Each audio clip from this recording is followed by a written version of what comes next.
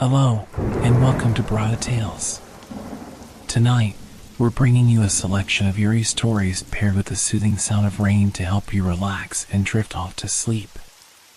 Before diving into the atmosphere of suspense, leave a comment below letting us know where you're watching from and what time it is. If these stories send chills down your spine, don't forget to like, share, and subscribe. Get comfortable, let the fear gradually envelop you, and tell us what kind of stories you'd like to hear next time. Settle in, we're about to begin. The Swamp Spirit. I've always been the kind of person who seeks out the unknown, drawn to places where others are too afraid to go. It's something in my nature, a need to uncover what lies beneath the surface, to see the things that others overlook. So, when I found myself standing at the edge of the swamps of Oklahoma, my heart raced not from fear, but from anticipation. I had been preparing for this trip for weeks, studying maps, reading local stories, and gathering the right gear. It was supposed to be a simple, peaceful retreat into nature. A few days to disconnect from the world, clear my head, and capture some beautiful landscapes with my camera. No one else was brave enough to join me, and honestly, I didn't mind. I liked the solitude, the quiet that only nature could offer. The swamp stretched before me, endless and murky, the water dark and still beneath the trees. A dense thicket of cypress and willow loomed around the edges, their roots tangled and knotted beneath the surface, creating a labyrinth of shadows. The air was thick with the scent of damp earth, of decay, of something ancient. The kind of place that felt forgotten by time. The kind of place where stories festered in the silence, waiting for someone to listen. I stepped carefully onto the path that led deeper into the swamp, my boots sinking slightly into the soft ground with each step. I set my pack down, adjusting the straps of my camera bag. The sun was beginning to dip behind the trees, casting long shadows across the water. The forest seemed to close in on me as I moved forward, the weight of the quiet pressing against my ears. The locals had warned me about this place. They spoke of the fog, of strange disappearances that no one could explain. But that was just superstition, right? I wasn't the type to buy into ghost stories or folklore. I had come here to explore, to see for myself if there was any truth to the tales. I set up camp as the light began to fade. My small fire crackled to life, the warmth a welcome relief against the chill that was creeping in. I had heard nothing unusual so far, just the soft hum of the swamp, the occasional croak of a frog, and the distant rustle of leaves in the wind. Yet, even with all the normalcy, there was an undercurrent of unease in the air, like the swamp was holding its breath, waiting. As I sat by the fire, the stories I had heard began to creep into my mind. Tales of the swamp spirit that haunted these waters, a phantom who lured travelers into the fog, never to be seen again. They said it moved like smoke, its form indistinct, and if you saw it, you were already too close. I laughed it off, of course. Ghosts didn't exist. There was no spirit here, only a forgotten stretch of wilderness. But the longer I sat by the fire, the more I felt that strange weight on my chest, a sensation like something was watching from the darkened trees. I shook my head, trying to focus on the crackling of the fire. There was no reason to be afraid. It was just a swamp. Just a place I was passing through. But in the back of my mind, I couldn't shake the feeling that I wasn't alone.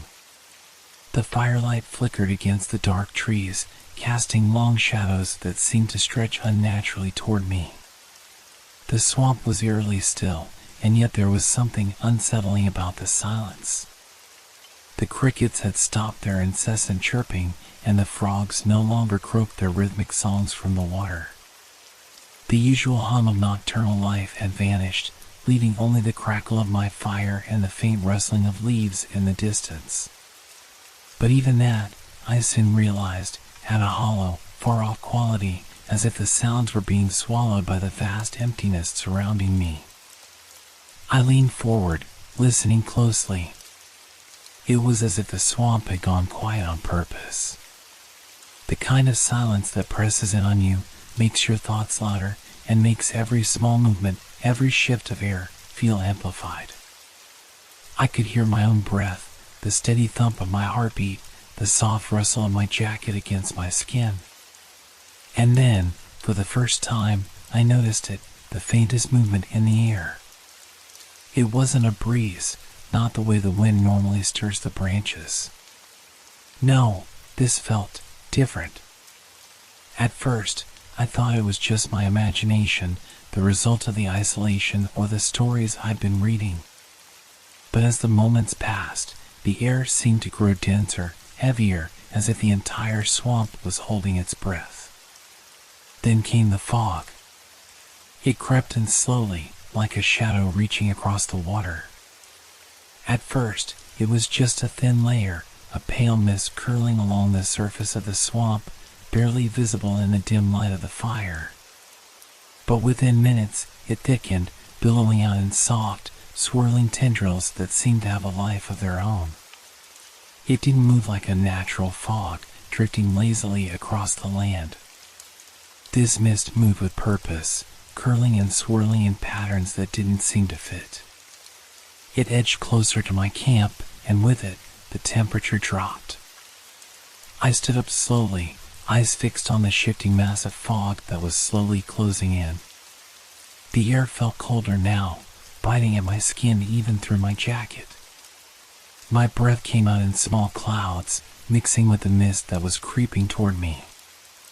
I took a cautious step forward, trying to peer through the haze, but it was no use. The fog swallowed everything, turning the trees into indistinct shapes and the ground into a hazy blur. The fire's glow seemed to fade, swallowed by the fog's hungry reach. It wasn't natural.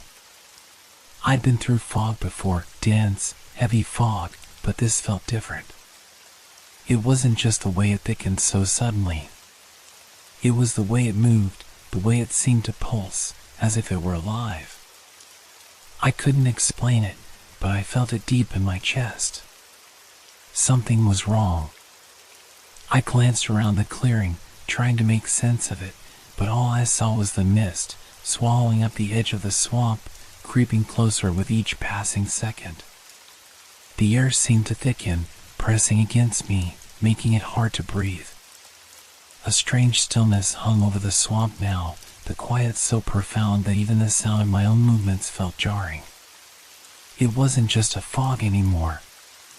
It felt like the swamp itself was closing in on me. My thoughts scattered, and I felt that old instinct to leave, to pack up and go back to the safety of the known. But the fog was already too thick. The familiar trail back to my truck was now invisible, lost in the dense mist that had taken over the land. I hesitated. Something told me I was being drawn deeper, that this was just the beginning, but I couldn't bring myself to move. The fog curled around my feet, the earth beneath my boots becoming softer, wetter. The world around me felt distorted, the shapes of trees and shrubs distorted into dark, looming figures.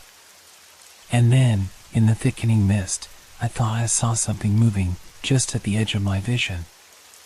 A fleeting shadow. But when I blinked, it was gone. The swamp seemed to breathe with me, its pulse matching my own. I could feel the weight of it, the weight of the silence, growing with each passing second. Something was out there, watching me. And I couldn't shake the feeling that I was being pulled toward it. I stood there for a moment, caught between the fog and the creeping sense of something wrong. The shadows seemed to deepen with every passing second, and the air pressed against me, thick and heavy. But as the initial rush of panic faded, I took a breath, steadying myself. This was just the swamp, I told myself. fog was a natural occurrence in places like this. The stillness, the weight of the air, it was all part of the landscape. I glanced back at the small fire flickering weakly, its light barely penetrating the mist. The fire's warmth felt comforting, grounding me in the present. I walked back to it, trying to focus on the crackling of the wood, the sharp scent of burning pine that had become familiar. The silence that surrounded me had unsettled me, but now it seemed to be a part of the landscape. It was the kind of silence that came with remote places, isolated, untouched by human noise. There was no need to jump to conclusions. I sat back down, pulling my jacket tighter around my shoulders, trying to ignore the chill in the air. The fire was small, but it was enough to offer a sense of security. I looked around, taking in the surroundings, and tried to reassure myself that I was just overthinking it. People had been walking through this swamp for generations. Why should it be any different for me? I opened my backpack and pulled out my camera, eager to focus on something tangible. The fog had softened the edges of the world, transforming it into something surreal. There was beauty in it, I had to admit. The trees seemed to loom out of the mist like ancient sentinels, their twisted roots and gnarled branches softened by the thick fog. I snapped a few photos, attempting to capture the moment. Maybe it was the isolation, or perhaps it was the eeriness of the swamp itself, but I found myself starting to feel more at ease. The sense of unease that had gripped me earlier seemed to fade, replaced by a quiet appreciation for the peacefulness around me. It was just me, the fire, and the swamp. Nothing more. The stories I'd heard about the spirit seemed more and more like something out of a campfire tale, nothing but an old superstition passed down by people who'd spent too much time in places like this. I took a deep breath, the cold air filling my lungs, and relaxed my shoulders. The fog didn't seem so ominous now. It wasn't the kind of thing that could hurt me, it was just nature doing its thing. The stories about the swamp spirit seemed absurd. No one had ever proven such things were real, and there was no reason to let fear take hold of me. I glanced back toward the water, where the fog had settled into a soft, swirling blanket. The world beyond the mist was hidden, but there was no reason to be afraid. I had camped in stranger places, faced more dangerous wildlife. This was just another stop on my journey. It felt silly to have let my mind wander to something as ridiculous as spirits and ghosts. I leaned back against a nearby log, letting the fire's warmth seep into my bones, and gazed into the dancing flames. The rustling in the distance had stopped. The swamp had gone quiet again, but it was a peaceful quiet now, like the kind you feel in the early hours of the morning before the world fully wakes up. I was alone. Just me, the swamp, and the comforting crackle of the fire. A smile tugged at the corners of my lips.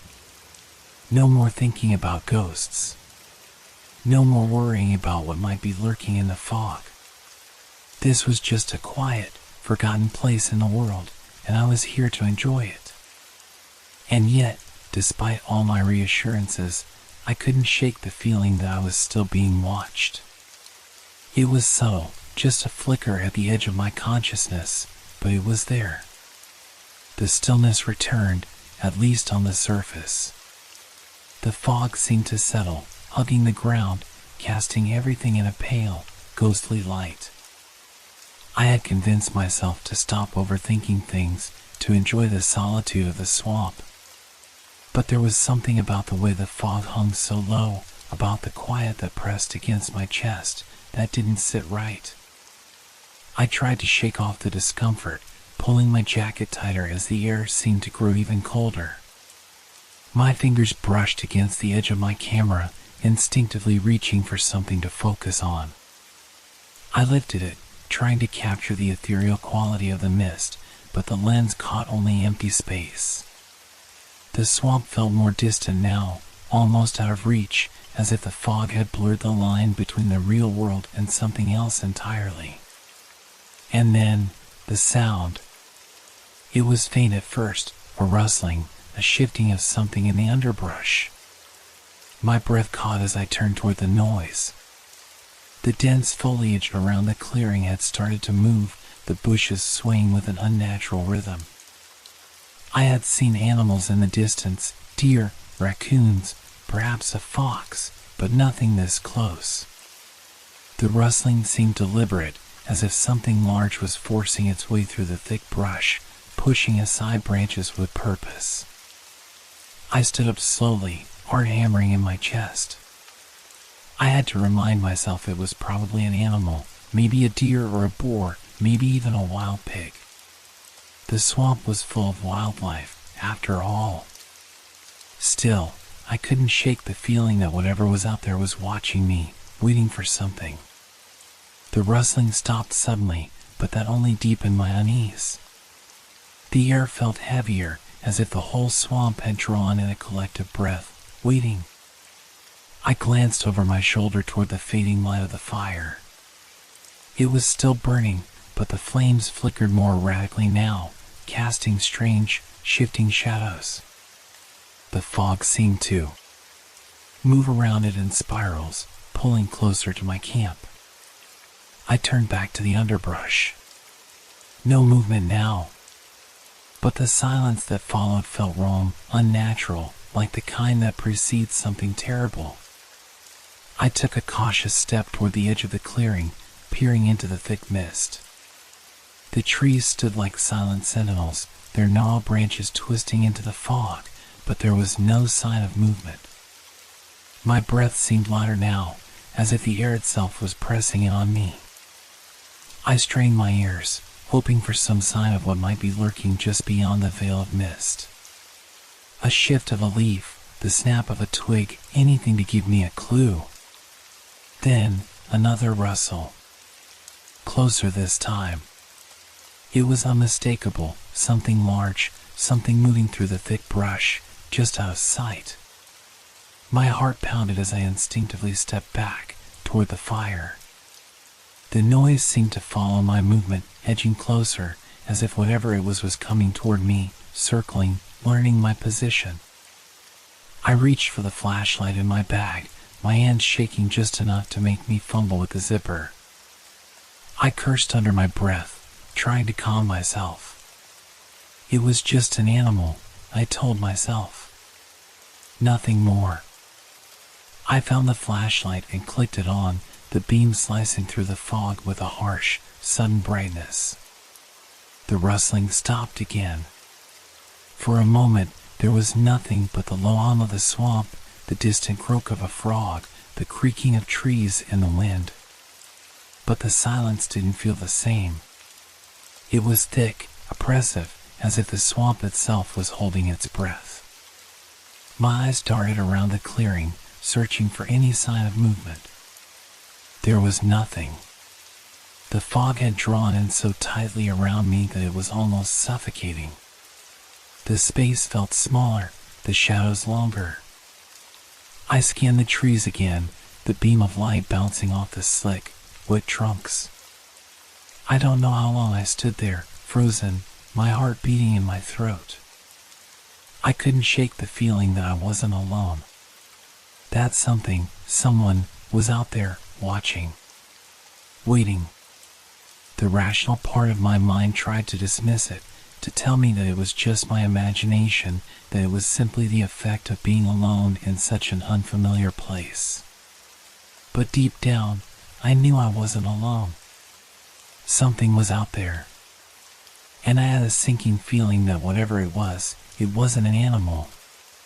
The rustling had stopped, but the sense of something watching me hadn't.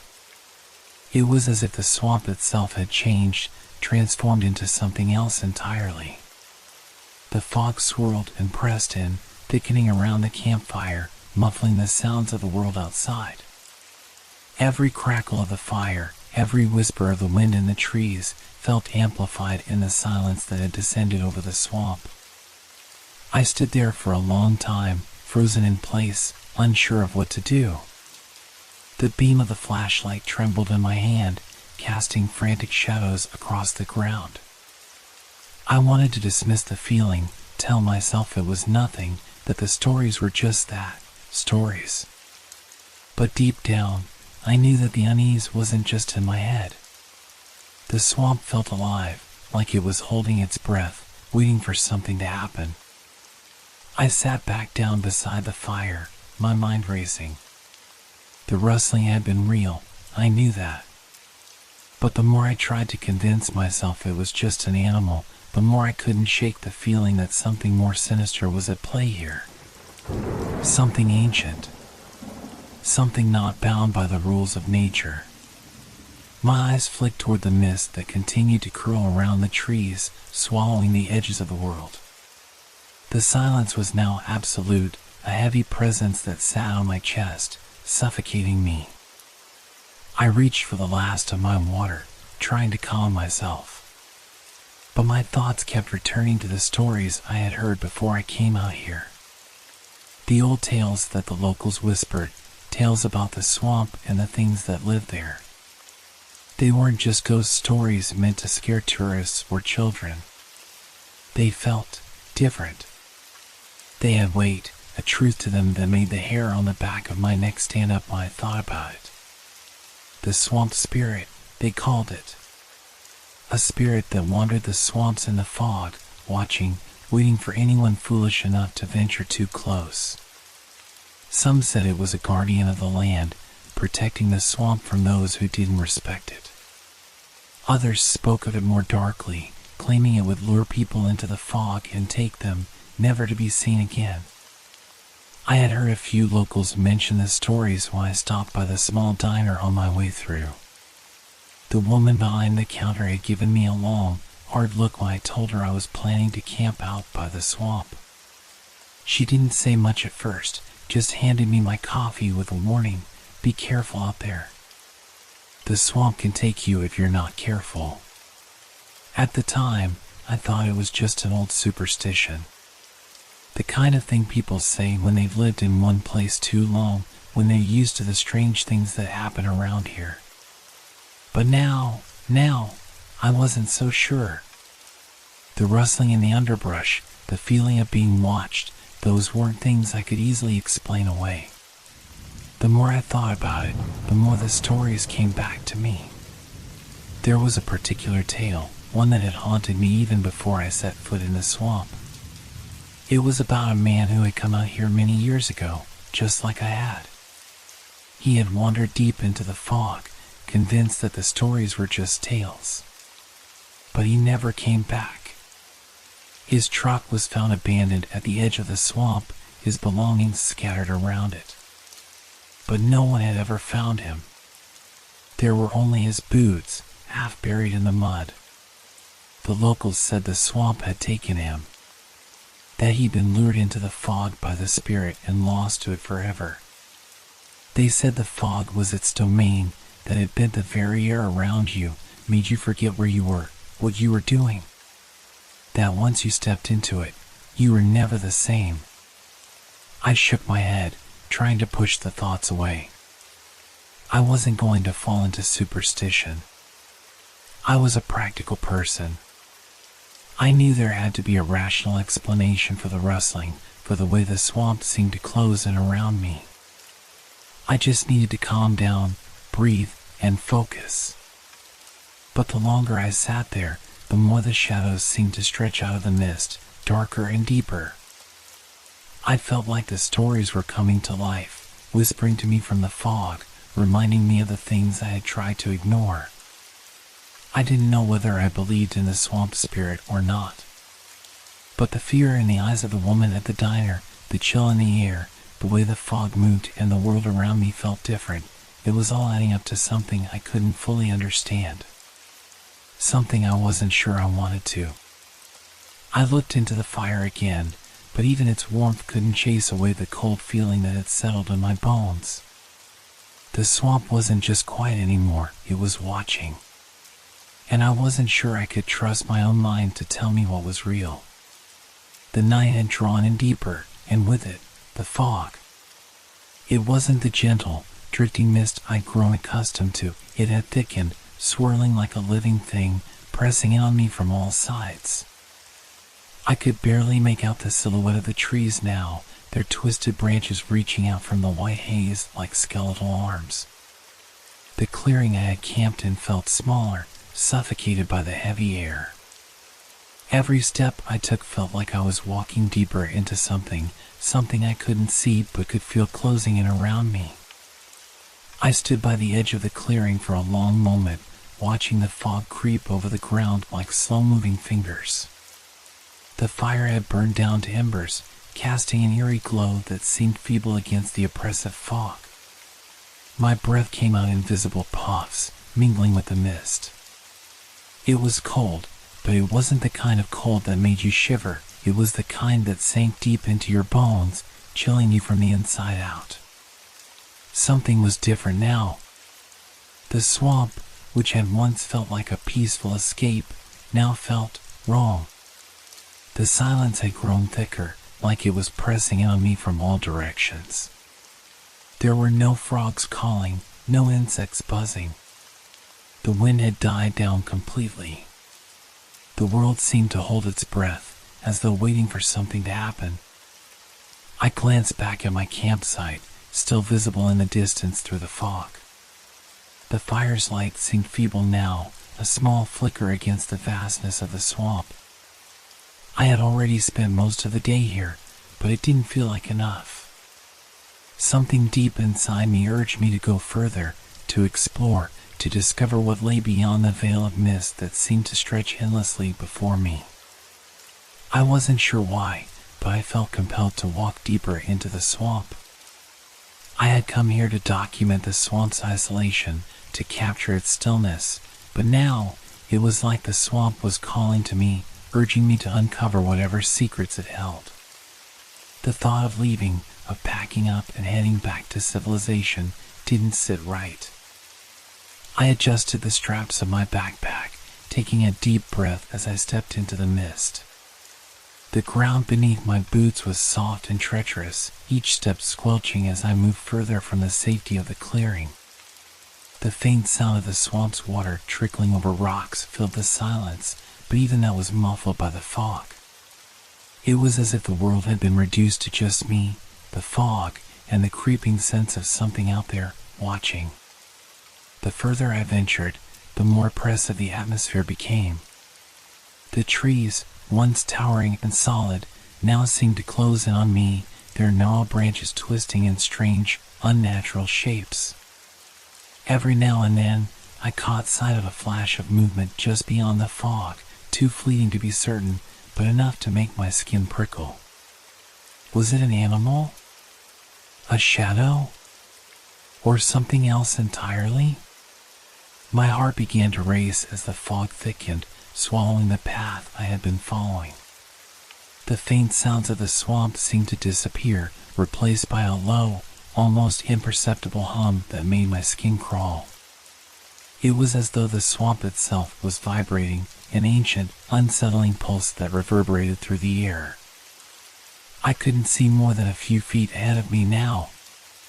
The fog wrapped around me like a blanket, and the air felt thick, almost suffocating. The feeling of being watched was stronger now, more intense. I glanced over my shoulder, half expecting to see someone, or something, standing there, but there was nothing but the swirling mist. Still, I couldn't shake the feeling.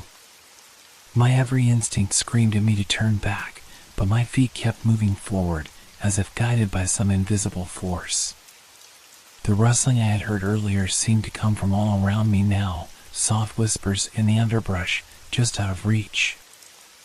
I stopped, holding my breath, trying to listen. There it was again, a distinct shifting of branches, like something, or someone, was moving through the trees, always just out of sight. I spun around, the flashlight beam cutting through the fog, but there was nothing. My pulse quickened. It was too quiet now. The sounds of the swamp, the familiar calls of frogs and insects, were gone. All I could hear was the low hum in the distance and the sound of my own breath, shallow and quick. I took another step forward, then another. The fog was so thick that it felt like I was walking in a dream, a world where nothing seemed to make sense, where the boundary between reality and something else had blurred. Each footfall seemed to disappear the moment it hit the ground, swallowed by the fog before I could even hear it. I didn't know how long I'd been walking, or how far I'd gone. The swamp felt endless now. The trees stretched upward like towering shadows, and the mist wove itself around me, thick and impenetrable. I wasn't sure whether I was moving deeper into the swamp or if I was just going in circles. The thought of turning back crossed my mind, but the further I went, the less certain I was of where I had started. I paused again, my heart thudding in my chest. The silence was now absolute, but it wasn't peaceful. It was the kind of silence that left a pit in your stomach, the kind that made you feel small, insignificant, and utterly alone. There was something else out here. I could feel it. The air felt charged, as if the very swamp itself was alive, watching, waiting for something to happen. I tried to steady my breathing, but the weight of the atmosphere made it harder to think clearly. I didn't know if it was the swamp spirit, or if it was just my mind running away with me, but I couldn't deny the growing sense that I was no longer alone in the fog. The deeper I went into the swamp, the more the world seemed to change around me. It started as a shift in the air, a subtle, almost imperceptible change that I couldn't quite place at first. The fog was thicker now, clinging to the trees and swirling at my feet, but there was something else. A sudden chill, sharper than the dampness of the mist, had settled into the air. It crept beneath my clothes, sinking into my skin like an unseen hand. I shivered despite myself, feeling the cold touch the back of my neck, running down my spine. It wasn't the kind of cold that came with the environment, not from the fog itself. It was deeper, as though something had exhaled an unnatural chill into the very air around me. I pulled my jacket tighter around myself, hoping it would offer some protection, but it did little to ward off the gnawing discomfort that seemed to grow with every step. I paused for a moment, trying to steady my breath. The fog had grown so thick that I could barely see a few feet in front of me. The trees loomed like dark sentinels, their twisted branches reaching into the mist, but everything felt wrong. The usual sounds of the swamp had disappeared, replaced by an almost tangible silence, a silence that was heavier than any quiet I'd ever experienced. I took another cautious step, and as I did, I noticed something strange in the environment around me. The ground beneath my boots had changed, becoming softer, more treacherous. It wasn't just the usual swamp muck, it had the texture of something much older, something that had been hidden beneath the surface for years. The ground felt like it was breathing, shifting beneath my feet, as though the swamp itself were alive and reacting to my presence. A strange scent lingered in the air now, a thick, musty odor, like wet earth and decaying leaves. But it wasn't just the usual swamp smell. It was different. It clung to my senses, invasive and sour, making my stomach churn.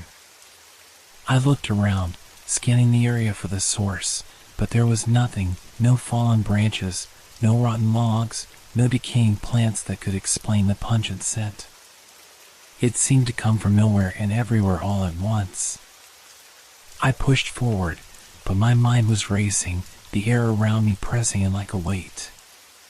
The trees around me now seemed darker, their bark slick and almost glossy, reflecting the dim light of the fog. I glanced at the ground again, noticing a subtle shift in the vegetation. The usual swamp plants, low bushes and reeds, had become sparse, replaced by a strange, dense undergrowth I didn't remember seeing earlier. The plants had a dull, almost unnatural hue to them, as though they had been drained of life. My stomach tightened. There was a creeping sense of being watched again, but this time it wasn't just a feeling. I could feel eyes on me, cold and distant, as though the swamp itself was studying me. My instincts told me to turn back, but there was something about the atmosphere now that held me in place. The silence was oppressive, suffocating in its stillness, and yet something about it seemed to pulse with an eerie, otherworldly energy. I looked up at the trees, hoping to see something familiar, something that might anchor me to this reality. But the trunks looked strange now, warped, their gnarled branches twisting in on angles, as if they were reaching toward me, beckoning me deeper into the fog. The very air around me felt like it was pulling me in, as if it was coaxing me to go further, to lose myself in the haze. A rustle in the underbrush made me flinch.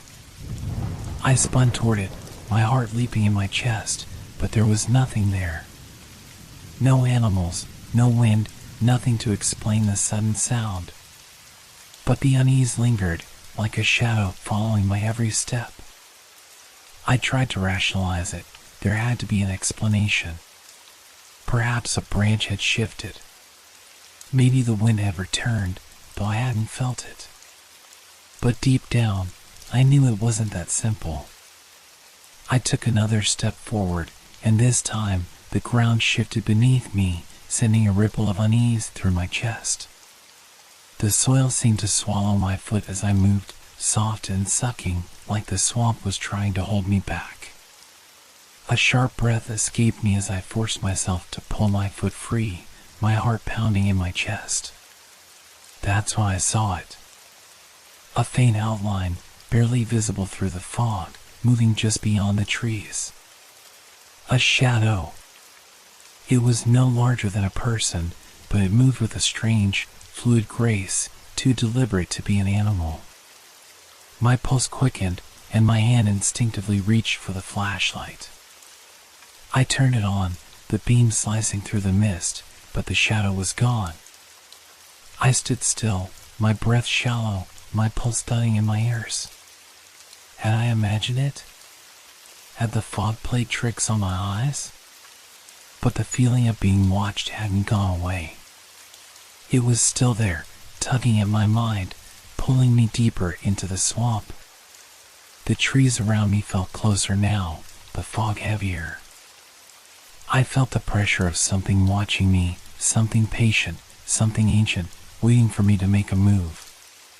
Every step I took seemed to take me further away from anything familiar, further into a place that had no mercy for anyone who wandered too far. I tried to steady my breath, but the chill had sunk deeper into my bones now. The strange scent in the air had thickened, wrapping itself around me. And the shadow in the fog. I couldn't shake the feeling that it had seen me too. The swamp had changed. It was no longer just a place. It was something alive, something that wanted something from me. And the small signs, chilling air, subtle shifts in the world around me, were telling me that whatever it was closing in. I shook my head, trying to push away the sense of dread that had settled like a heavy fog in my chest. The figure I'd seen, if I could even call it that, was barely more than a shadow, a fleeting shape that melted away the instant I turned my head. It wasn't real, I told myself. It couldn't be. This swamp was playing tricks on me, twisting my senses. The fog, the silence, the strange chill, it was all making me imagine things. I had to stay focused. I had come here to document this place, to understand it, not to let it consume me. I glanced around again, my heart still pounding in my ears, but all I saw were the same dark silhouettes of the trees, their branches swaying gently in the mist. The shadow, whatever it was, had vanished as quickly as it appeared. My eyes were playing tricks on me. I was sure of it. I'd read about how the mind could start to bend reality when isolated, when surrounded by the unnatural quiet of a place like this. It was easy to see things that weren't there, hear things that didn't exist. The swamp was thick with the kind of silence that made everything feel wrong. The absence of sound could make the mind fill in the gaps, and I was no exception. Still, the thought lingered. There had been something out there, just beyond the trees, something that hadn't been there a moment before. I forced myself to focus on my surroundings, trying to banish the unease that curled at the edges of my thoughts. The trees were still and unmoving. The ground beneath me, though soft and treacherous, seemed stable. The swamp was as it had always been, foreboding, yes, but nothing more than that. I pushed forward, determined to continue, telling myself that I wasn't afraid. But as I walked, the feeling of being watched didn't dissipate. It grew stronger, and now it wasn't just a vague sensation.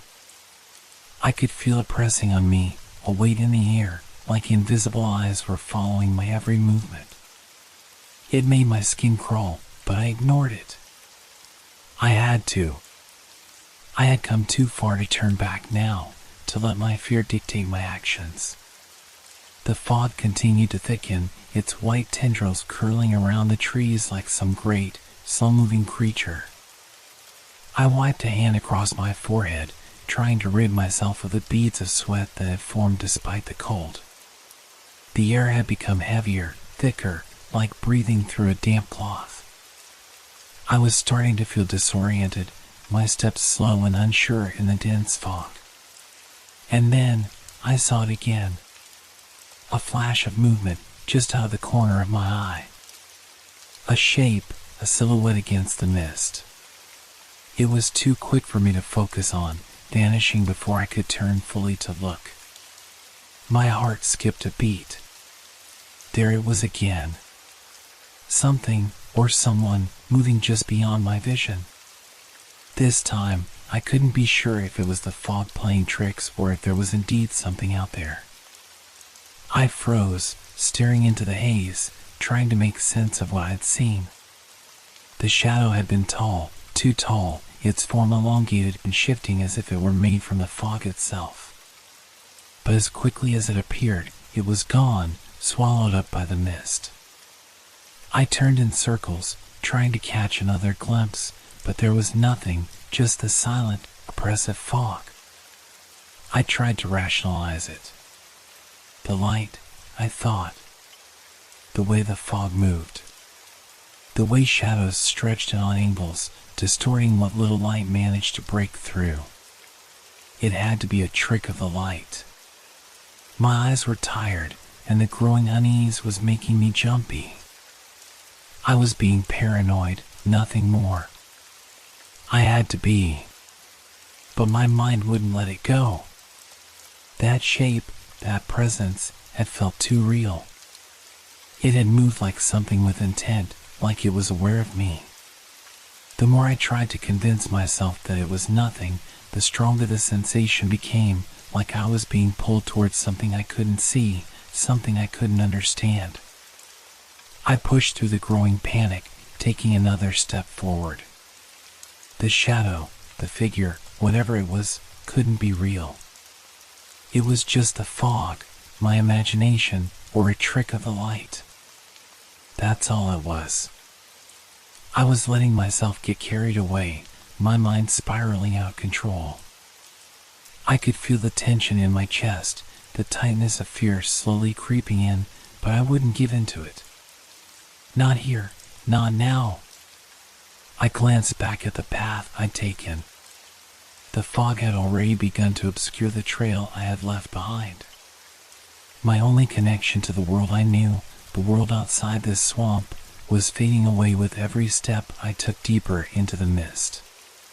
It wasn't too late to turn back, but something inside me, a mix of fear and curiosity, kept me moving forward. The more I told myself it was nothing, the more the feeling of being watched intensified. There was something out here. Something watching me from the fog, something I couldn't see, but that didn't mean it wasn't there. Another rustle in the underbrush. A snap of a twig. My breath hitched as I turned to face the sound, but again, there was nothing. No animal. No movement. Just the fog, heavy and endless. I couldn't shake the feeling that something was following me, something made of shadow, something that moved just out of sight, but always just close enough to keep me from being truly alone. My pace quickened. I had to keep moving.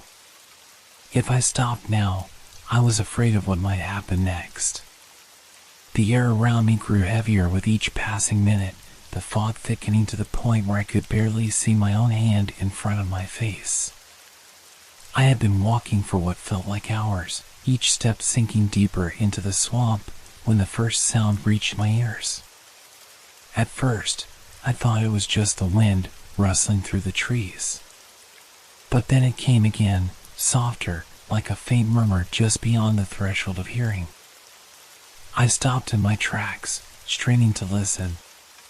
It was subtle, almost imperceptible, but there was no mistaking it. A voice, no, voices, whispering from the depths of the fog. The sound was not clear, not distinct, just a low, constant murmur that seemed to swirl around me, carried by the wind. I turned in circles, trying to pinpoint where it was coming from. The whispers grew louder, though still unclear, like fragments of a conversation I couldn't quite understand. My heart began to race. I felt a chill crawl up my spine, a prickling sensation creeping over my skin. The swamp had been silent for so long, this was different. This wasn't the usual noises of the swamp. This wasn't the wind rustling through the trees. No, this was something else. I took a step back, my breath catching in my throat as the whispers seemed to follow me, moving with me, as if they were just out of sight, watching me, waiting for me to listen. They were almost rhythmic, a soft repetition that made it feel like they were trying to get my attention, trying to draw me in. They were getting closer, the voices now overlapping, growing more urgent, like a crowd speaking just beyond my reach. I strained my ears, desperate to make out the words, but it was like listening to something underwater, hazy, distorted, and just beyond my grasp. The more I tried to focus, the more elusive they became, fading into the mist, only to return again, like a ripple on the surface of a still pond. They felt wrong. Not like the wind, not like the animals I had heard earlier. These whispers were deliberate, as if something, or someone, was trying to communicate with me. The cold, clammy feeling that had settled over me deepened. I couldn't tell whether it was the swamp itself or something else that had begun to seep into my mind. The whispers seemed to be coming from every direction, circling around me in the thick fog, pressing on me, urging me to listen, to understand. I was suffocating in the oppressive silence between the whispers, the thick fog blurring my vision and making it hard to think clearly. I clenched my fists, trying to steady my breath, but the whispers only grew louder. They felt like they were inside my head now, echoing in my thoughts, swirling in and out of my mind. It's nothing, I told myself, trying to hold on to some semblance of logic. It's just the wind playing tricks, just the fog messing with you. But even as I said it, I knew it wasn't true. These weren't the whispers of nature. This wasn't just a trick of the elements. No, this was something else entirely. Something watching. Something alive. I scanned the fog again, desperately searching for anything that might explain the voices. I couldn't see a thing. The trees around me were nothing but shadows, their twisted forms lost in the mist. The ground beneath my feet seemed to shift with every step, unstable and treacherous, like it was trying to swallow me whole. But the voices, those whispers, were still there. I could feel them in my chest now, vibrating through my ribs like the tremors of a far-off earthquake. I stepped back, my heart pounding in my ears. What were they saying? What were they trying to tell me? The voices were maddening in their elusiveness. I could hear them, but I couldn't understand them, and the frustration only made the tension in my chest grow tighter, like something was closing in on me, slowly suffocating me with its invisible hands. The whispers seemed to shift, changing in tone, rising and falling like waves crashing against the shore. It was as if the swamp itself was breathing, exhaling these strange sounds into my ears. The voices sounded distorted now, muffled, like they were coming from under the water or from deep within the earth. I could hear my name, just my name, softly at first, then louder, then again, and again, each time from a different direction, but I couldn't place where it was coming from. Come closer. The whisper was clearer this time, unmistakable. The voice sounded almost inviting. But it was hollow, empty, devoid of warmth. It was a command, not a plea, and the coldness of it sank into my bones. It wasn't a voice I recognized. I froze. The world around me seemed to stop, the air thickening, pressing down on my chest. I glanced around, panic beginning to claw at the back of my throat.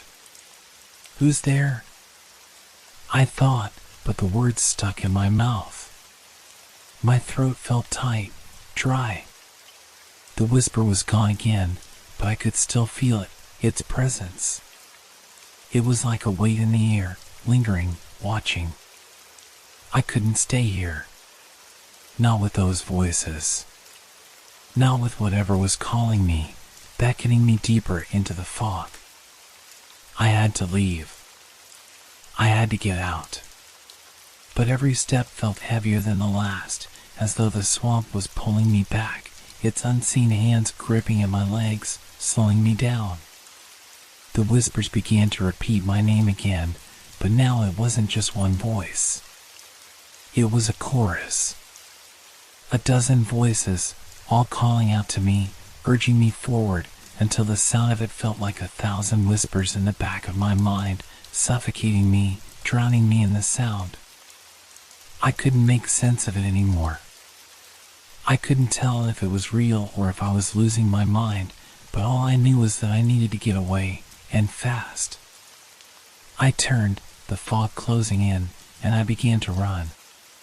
My footsteps were erratic, crashing against the soft ground with an urgency that only fear can produce.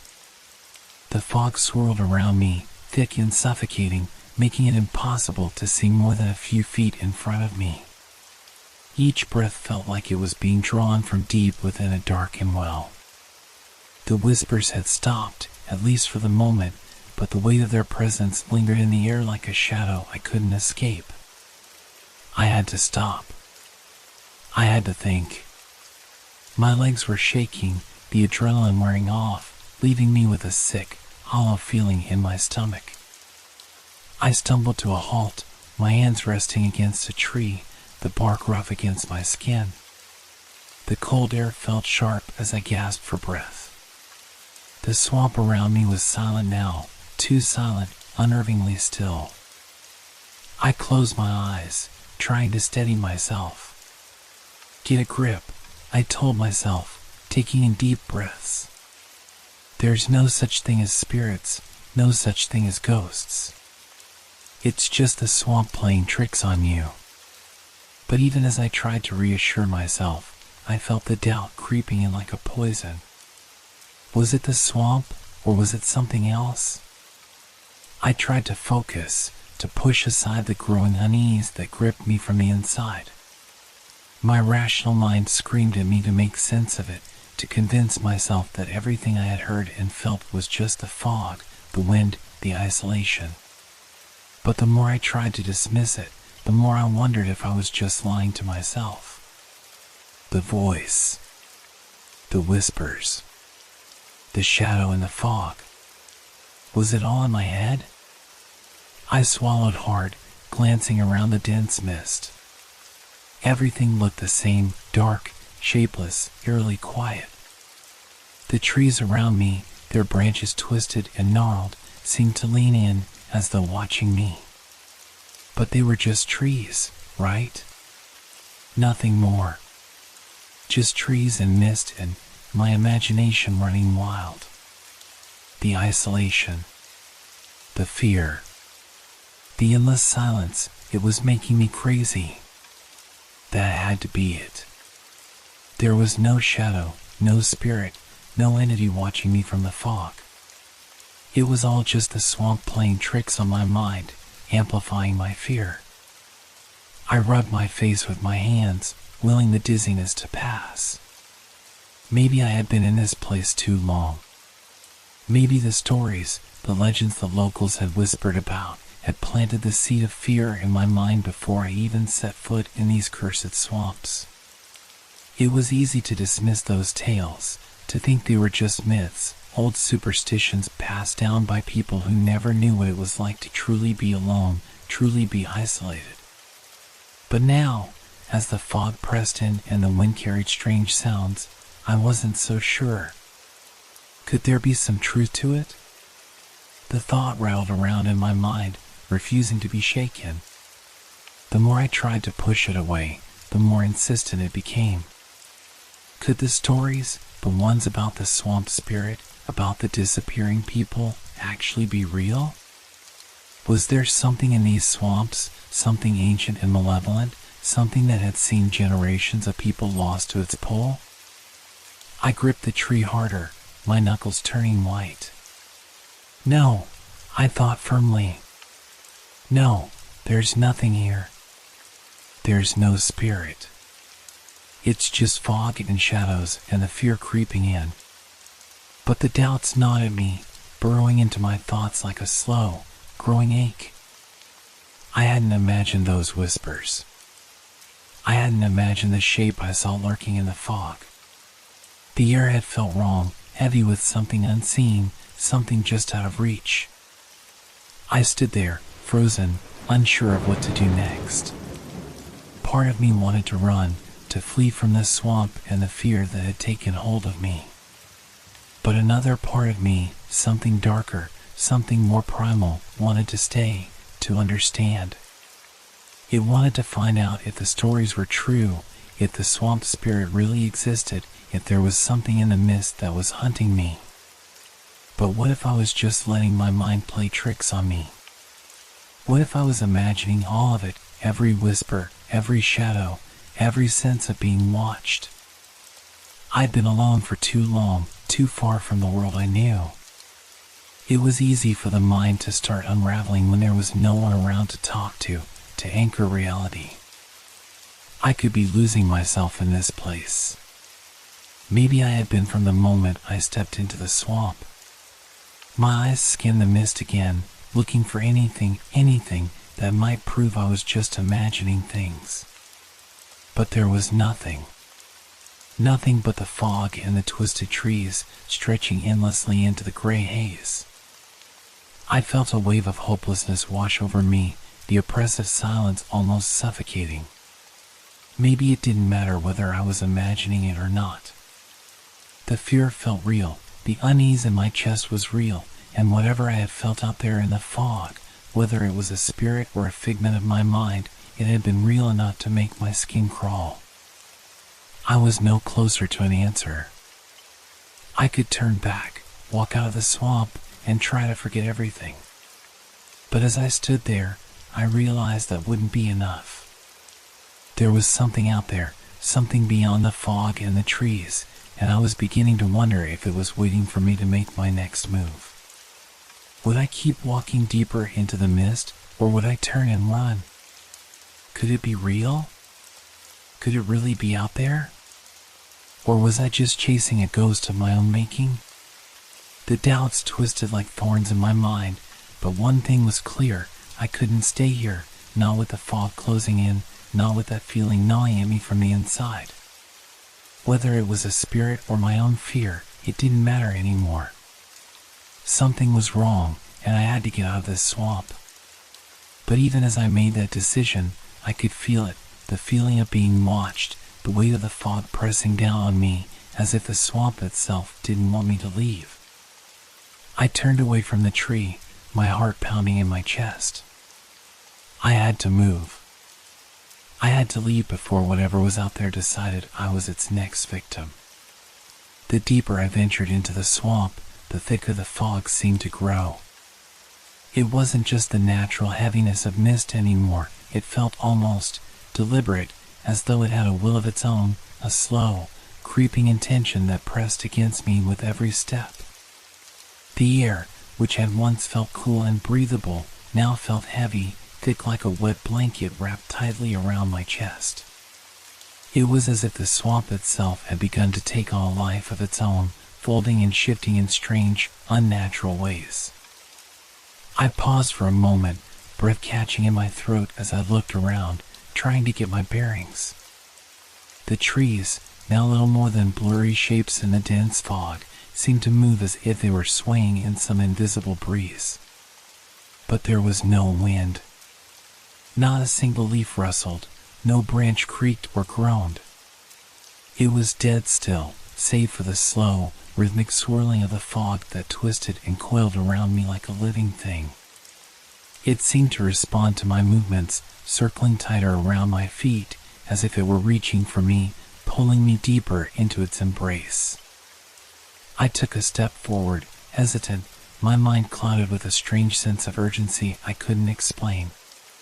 The fog followed, creeping over the ground, curling up around my ankles, making every step feel like I was walking through thick molasses. It wasn't just that the fog was dense now, it was oppressive, suffocating, like it was trying to keep me from moving, to hold me in place. I glanced around once more, but the world around me was indistinguishable. The trees were blurred shadows, their outlines lost in the swirling mist, and the air smelled damp, earthy, but there was something else beneath it, a subtle, almost metallic scent that seemed to be carried on the fog, clinging to my skin like something ancient, something forgotten. I shivered involuntarily. The whispers had returned, faint and distant, but this time they felt different. There was something almost familiar about them, like they were calling to me specifically, their tones rising and falling with the rhythm of my heartbeat. They seemed to come from everywhere at once, but still distant, just out of reach, always pulling me further in. What is this? I thought, my pulse quickening. I tried to shake off the feeling, tried to tell myself it was just my imagination playing tricks on me, but it was getting harder to ignore the pull of the fog. It wasn't just the sound of the whispers that disturbed me, it was the way the mist seemed to close in, responding to my movements, pushing me to go further into the swamp. It was like I wasn't walking through a forest anymore, but a vast, living entity, its boundaries stretching beyond what I could see or comprehend. Another step. Another swirl of the fog. It was almost as if the fog was breathing, shifting, reacting to me. I felt it closing in around my body, tightening around my chest. My lungs seemed to constrict with every breath, as though the air itself was being drawn away from me. I stumbled again, almost losing my balance as the ground beneath me seemed to shift, as though the earth itself was rising to meet me.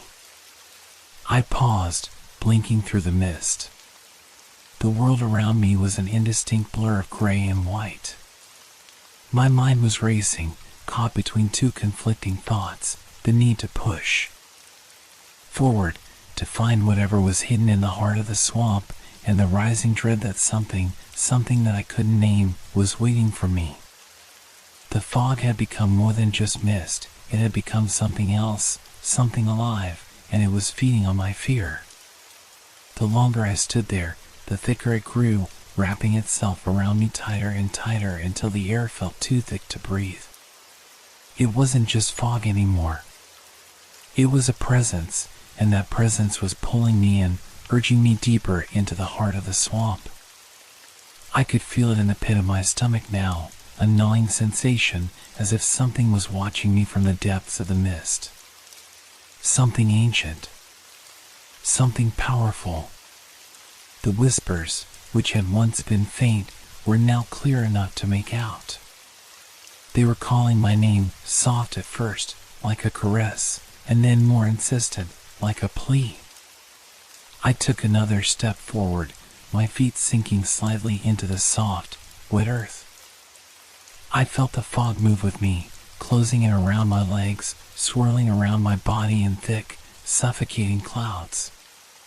It was everywhere now, blurring my vision, clouding my mind. I couldn't tell which way I was going. I couldn't tell if the whispers were real or just in my head, if the fog was a natural phenomenon or something far more sinister. And yet, despite everything, there was a part of me that couldn't stop moving forward. My feet moved of their own accord, slipping through the thick muck of the swamp, following the twisting path laid out before me by the fog. It was as if it was guiding me, leading me somewhere I didn't want to go. The whispers were louder now, almost deafening, but still, I couldn't make out the words. It was like trying to hear a conversation in a crowded room, voices overlapping and muffled, rising and falling in a strange, hypnotic rhythm. I could feel them in my chest now, reverberating in my bones, vibrating deep within me. They weren't just sounds, they were a pull, an invitation, a beckoning. "Come closer," they whispered, "come closer and see." My heart skipped a beat. A chill ran through me, cold as ice, but I couldn't stop myself. The fog had wrapped itself around me completely now, my world reduced to nothing but swirling mist and the murmurs of the unseen. The scent in the air had changed. It wasn't metallic anymore, but sweet, almost intoxicating, like the fragrance of something forbidden. I was close now. So close. And something in the back of my mind whispered that I shouldn't turn back. That I couldn't. Not now. The fog was alive. It was watching me, calling me. And whether I liked it or not, I was already being pulled into its depths. I didn't notice it at first, the change in the air, the shift in the whispers. They had become something else entirely. Before, they had been distant, fragments of sound carried by the wind, easy to dismiss as my imagination playing tricks. But now, they were closer. Clearer. They moved in waves, flowing in and out like the rhythm of the fog itself. At first, I thought it was just the wind, a gust that had brushed against the trees and somehow pulled my attention. But as the fog closed in tighter, I realized this was different. It wasn't just the sound of the swamp or my thoughts playing tricks on me. It was deliberate, intentional. A soft voice, almost melodic, called out from within the fog. The words were faint, barely audible, but they were unmistakable. My heart lurched in my chest, an involuntary shudder running down my spine. "Come closer." The voice was gentle, coaxing, as though inviting me to step forward, to cross the line between the safety of what I knew and the unknown dangers lurking within the mist. It sounded almost familiar, like the voice of someone I once knew, someone I had forgotten. But there was no face attached to the voice, no form in the fog that I could focus on. Only the sound, the pull of it, a soft command wrapped in a velvet tone. I froze. It wasn't the voice itself that terrified me, not yet. It was the way it seemed to crawl under my skin, wrapping around my senses like a rope, pulling me in without force, but with an undeniable insistence. The fog seemed to part ever so slightly, just enough to allow me a glimpse into the thick mist ahead. I couldn't see anything clearly, only the outlines of twisted trees and a few shifting shadows. But something in the darkness beckoned, a promise of something hidden just beyond my reach. I stood there, frozen, unable to move, my breath caught in my throat. The swamp felt alive now, breathing with me, each exhale blending with the sound of the voice, as though it too were drawing me closer. My mind screamed at me to turn back, to run, to leave the swamp behind and never look back. But the voice, it had a power over me, a quiet force that kept my feet rooted to the spot. "Come closer." It repeated the words, this time with a softness that sounded like a caress, like a lover's whisper.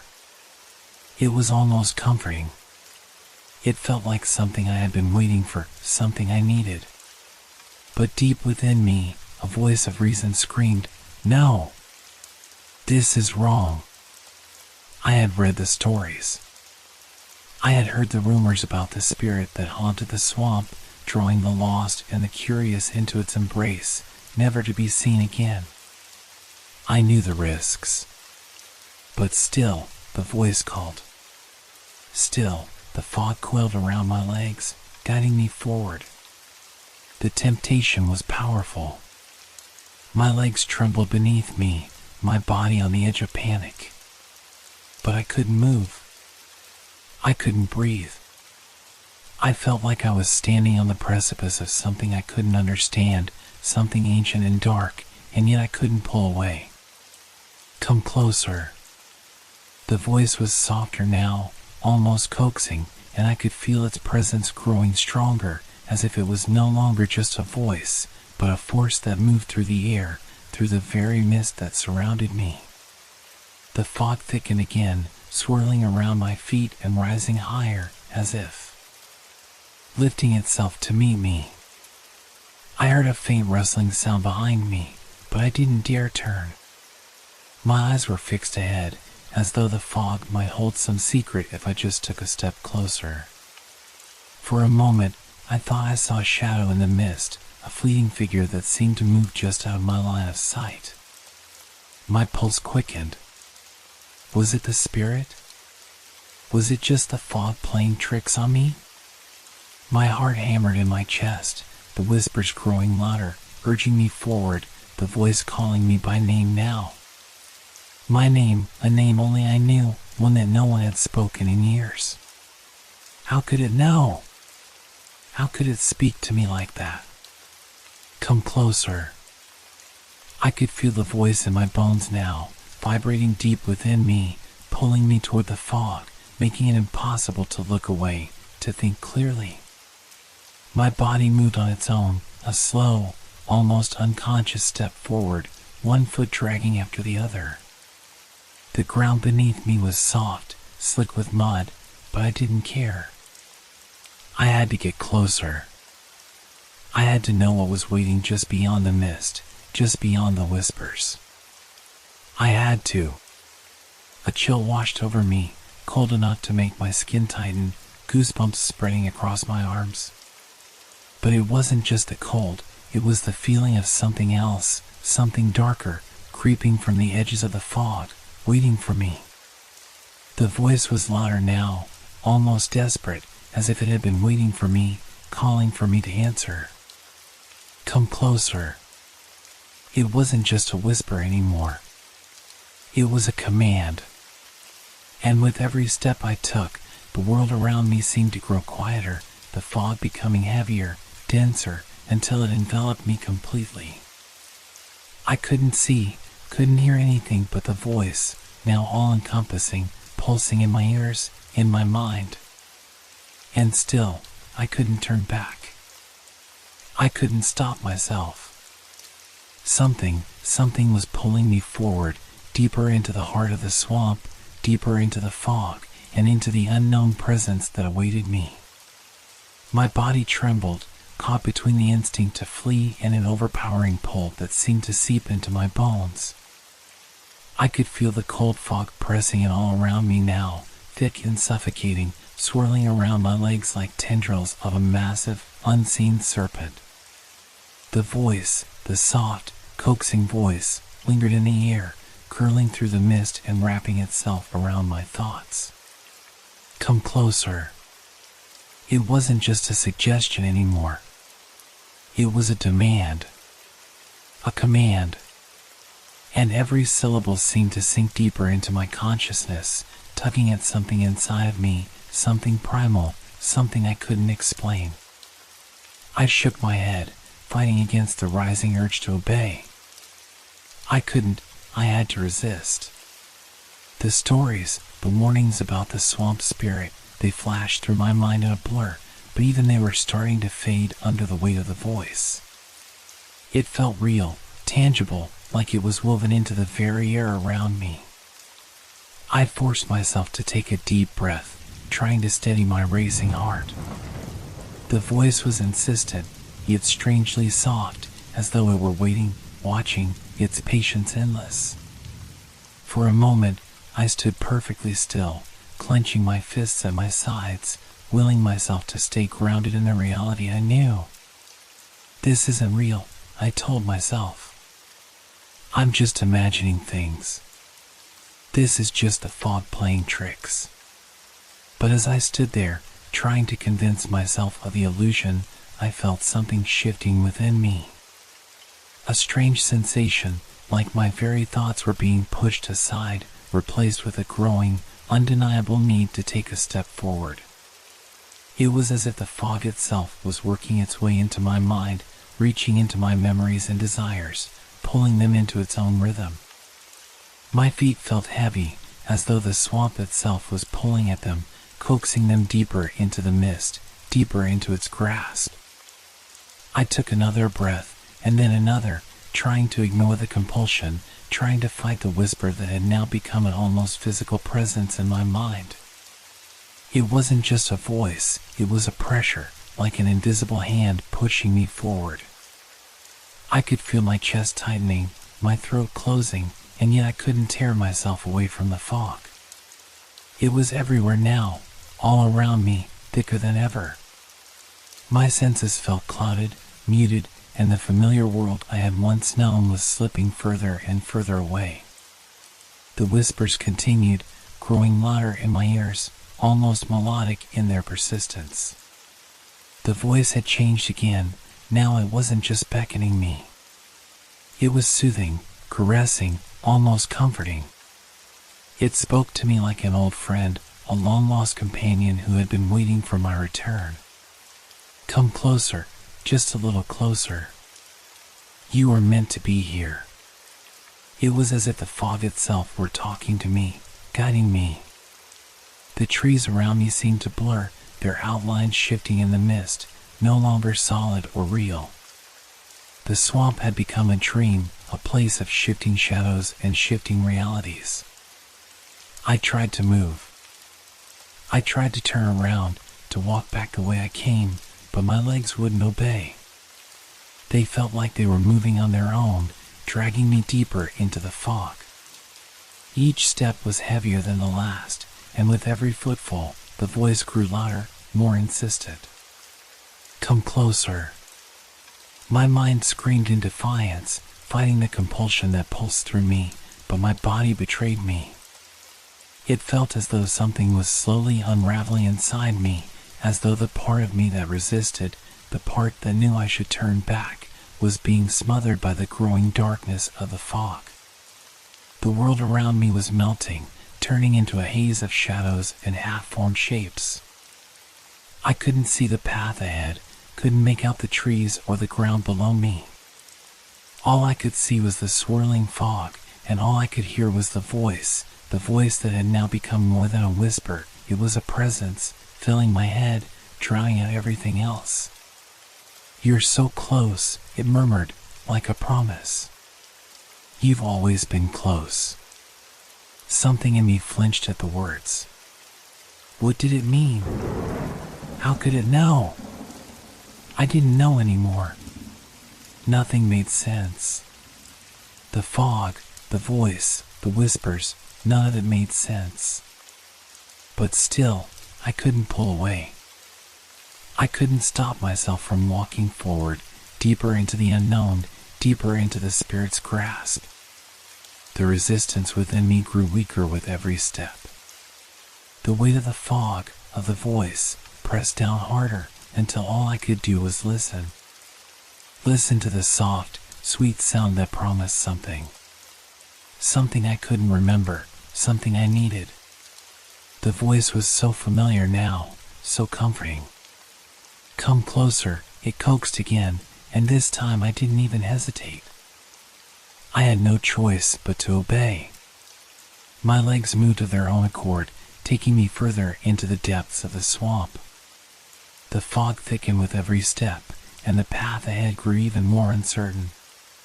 Yet, despite the rising panic in my chest, despite the last shreds of resistance fighting to keep me grounded in reality, I walked forward. The world around me faded, the trees disappeared, the ground beneath me felt less real. There was nothing left now but the fog, the voice, and the growing sense that I was being pulled towards something I couldn't escape, no matter how hard I tried. "You're meant to be here," it whispered one final time, and I felt my feet move faster, drawn by the call I could no longer resist. I had to stop. I had to. My mind screamed at me to pull back, to fight the compulsion that gnawed at the edges of my consciousness. But the fog, this suffocating, all-encompassing fog, was relentless. It closed in tighter with every passing second, and the voice, that soft, coaxing voice, reverberated through the fog, through my mind, until it was the only thing that existed. "Come closer." No, I couldn't. I was not meant to be here. I had to resist. I had to turn around and leave. Leave now. But my body wouldn't obey. It felt as though my feet were no longer mine to command, as though some force beyond my control was guiding me through the mist.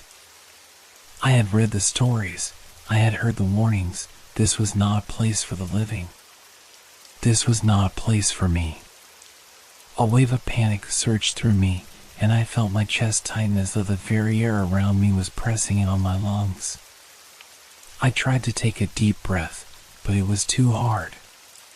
The air felt thick, oppressive, like I was breathing underwater. Every inhalation made me feel heavier, as if the fog itself were infiltrating my body, filling me with its weight, its coldness. "You're meant to be here." The words wrapped themselves around my thoughts, twisting them, reshaping them into something darker, something that seemed to make sense. It was as though my very memories were being altered, my sense of self slowly unraveling under the influence of the voice.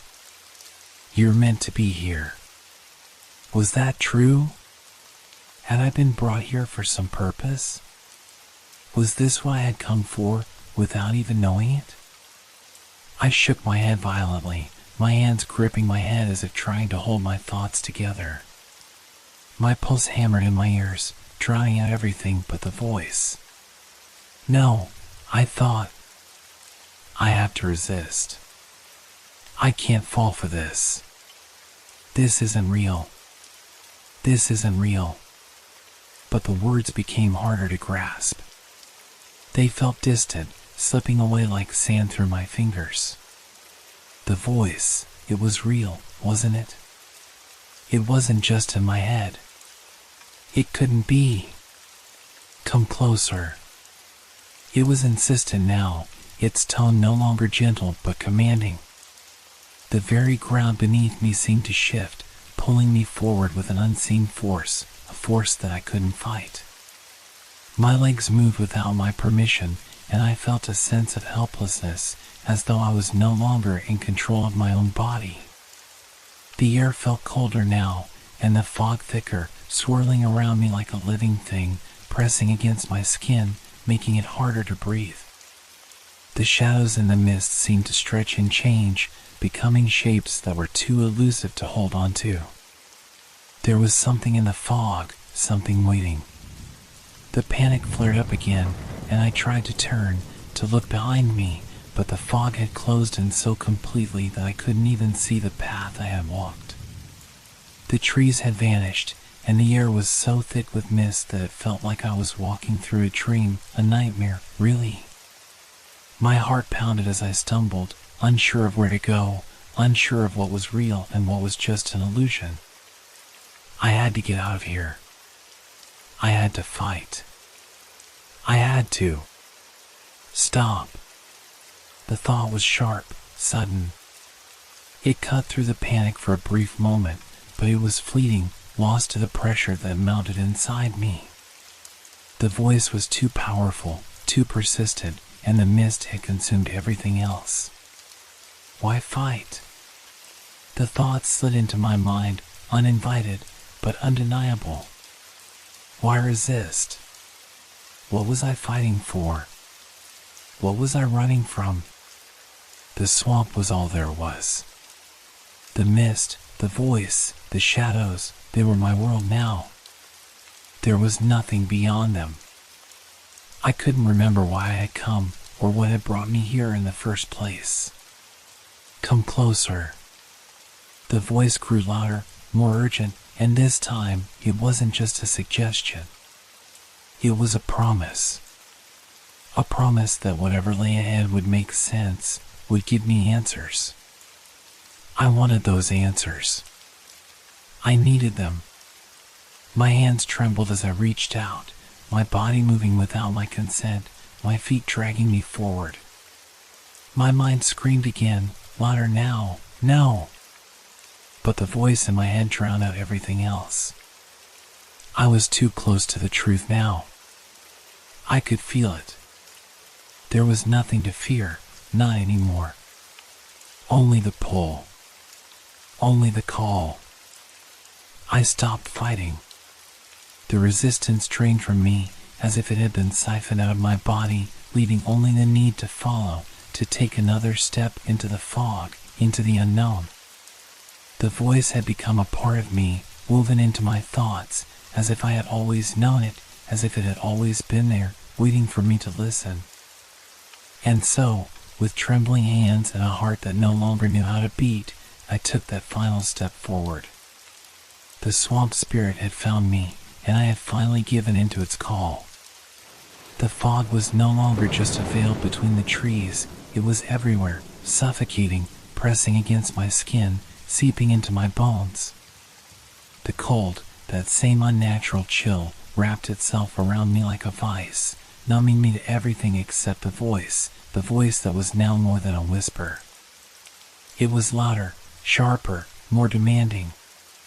Come closer, it called again, and this time, the command was so strong, so powerful, that it didn't just fill my mind, it reached into me. It clawed at my thoughts, dragging them apart, piece by piece. I could feel it. The fog wasn't just surrounding me anymore, it was inside me, wrapping itself around my mind, twisting and distorting everything I had ever known. I wanted to stop. I tried to stop. But my body betrayed me again, taking step after step, pulling me deeper into the mist. The trees around me had become silhouettes, faint and indistinct, their shapes warping in the thickening fog. It was as if I had crossed into another world, one where time didn't exist, where the very laws of reality bent and broke. You're meant to be here, the voice murmured, now low and soothing, as though trying to calm my frantic mind. You've always been meant to be here. I couldn't remember why I had come. My mind felt fractured, pieces of it slipping away into the fog, lost like so many things I once knew. There was a heavy weight in my chest, a pressure in my head, as though something was squeezing me from the inside. The fog was closing in around me, thickening with every breath I took. The voice, that sweet, coaxing voice, was growing louder, more insistent, as though it knew I was slipping, knew I was faltering. Come closer, it called again, and I felt my heartbeat speed up. It wasn't fear I felt anymore, it was something else. Something that had replaced the terror in my chest, something that urged me forward, something that made me feel as though I was about to discover something important. But there was no path ahead. The fog had swallowed everything. The trees, the ground, the sky, all were lost to me, consumed by the haze that clung to every inch of space. I couldn't see, couldn't feel where I was, only the suffocating presence of the fog and the voice.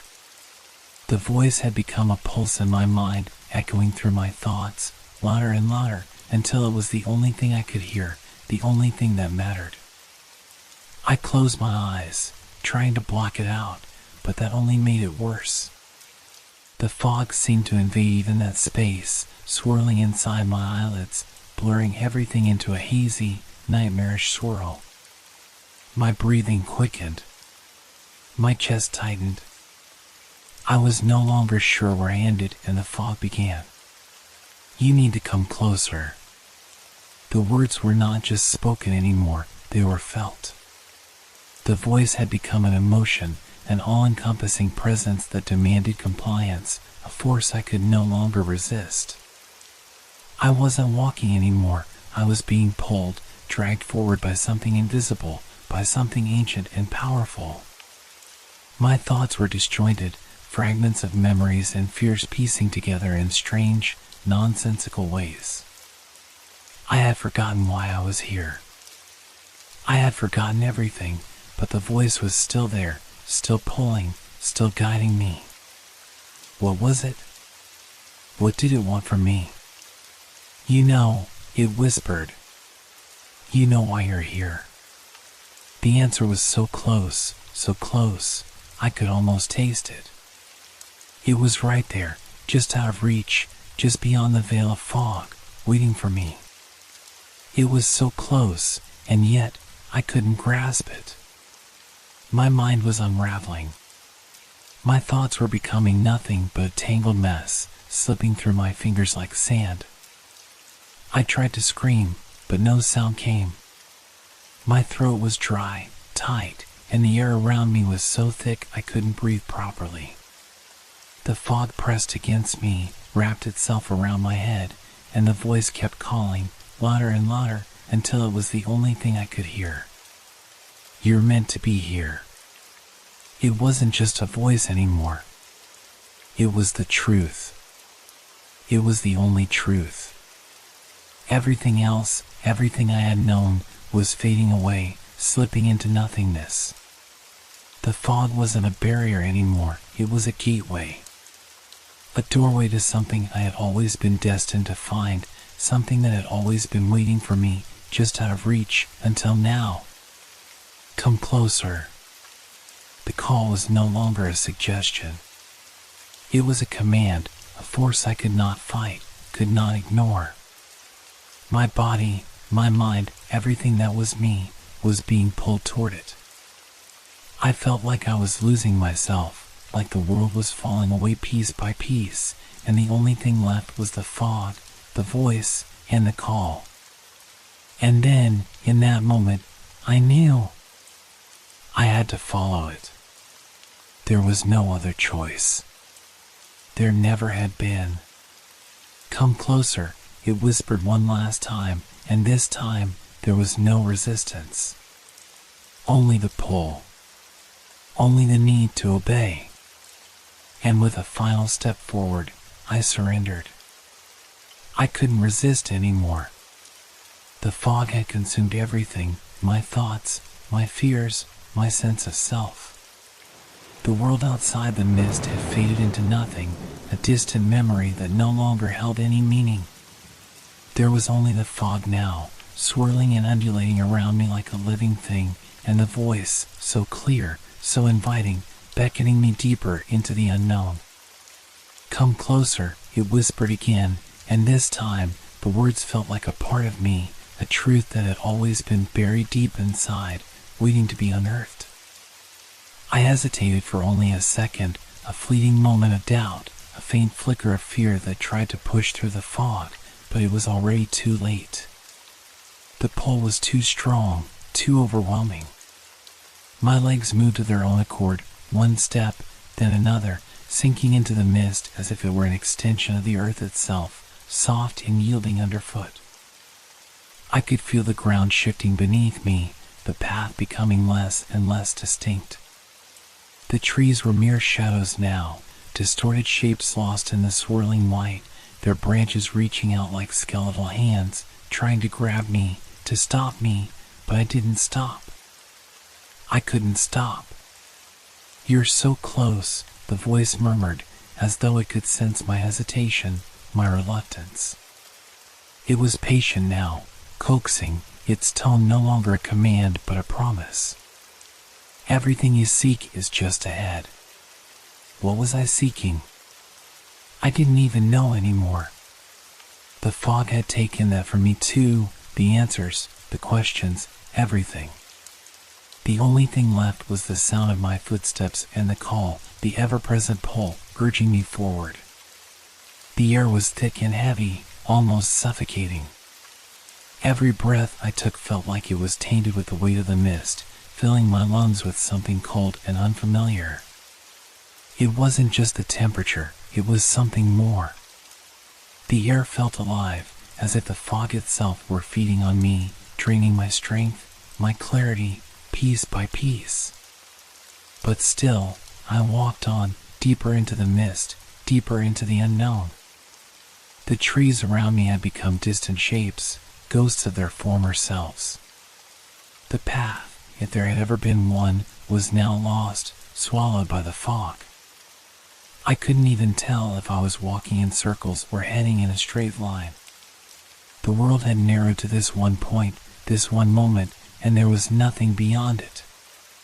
Come closer, the voice urged again, softer now, almost intimate, as if it were speaking directly to the deepest parts of my soul. You know this place. You know it well.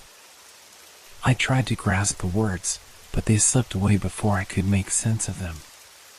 The voice wasn't just speaking to my ears now, it was speaking to my mind, to my very thoughts. There was something familiar about it, something I couldn't place.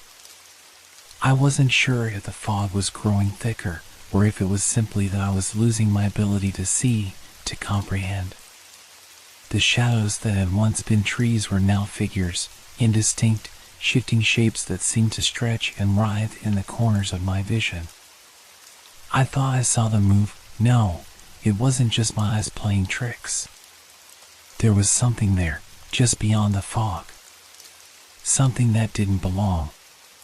But I couldn't stop. I couldn't even think to stop. My feet carried me forward, dragging me further into the mist.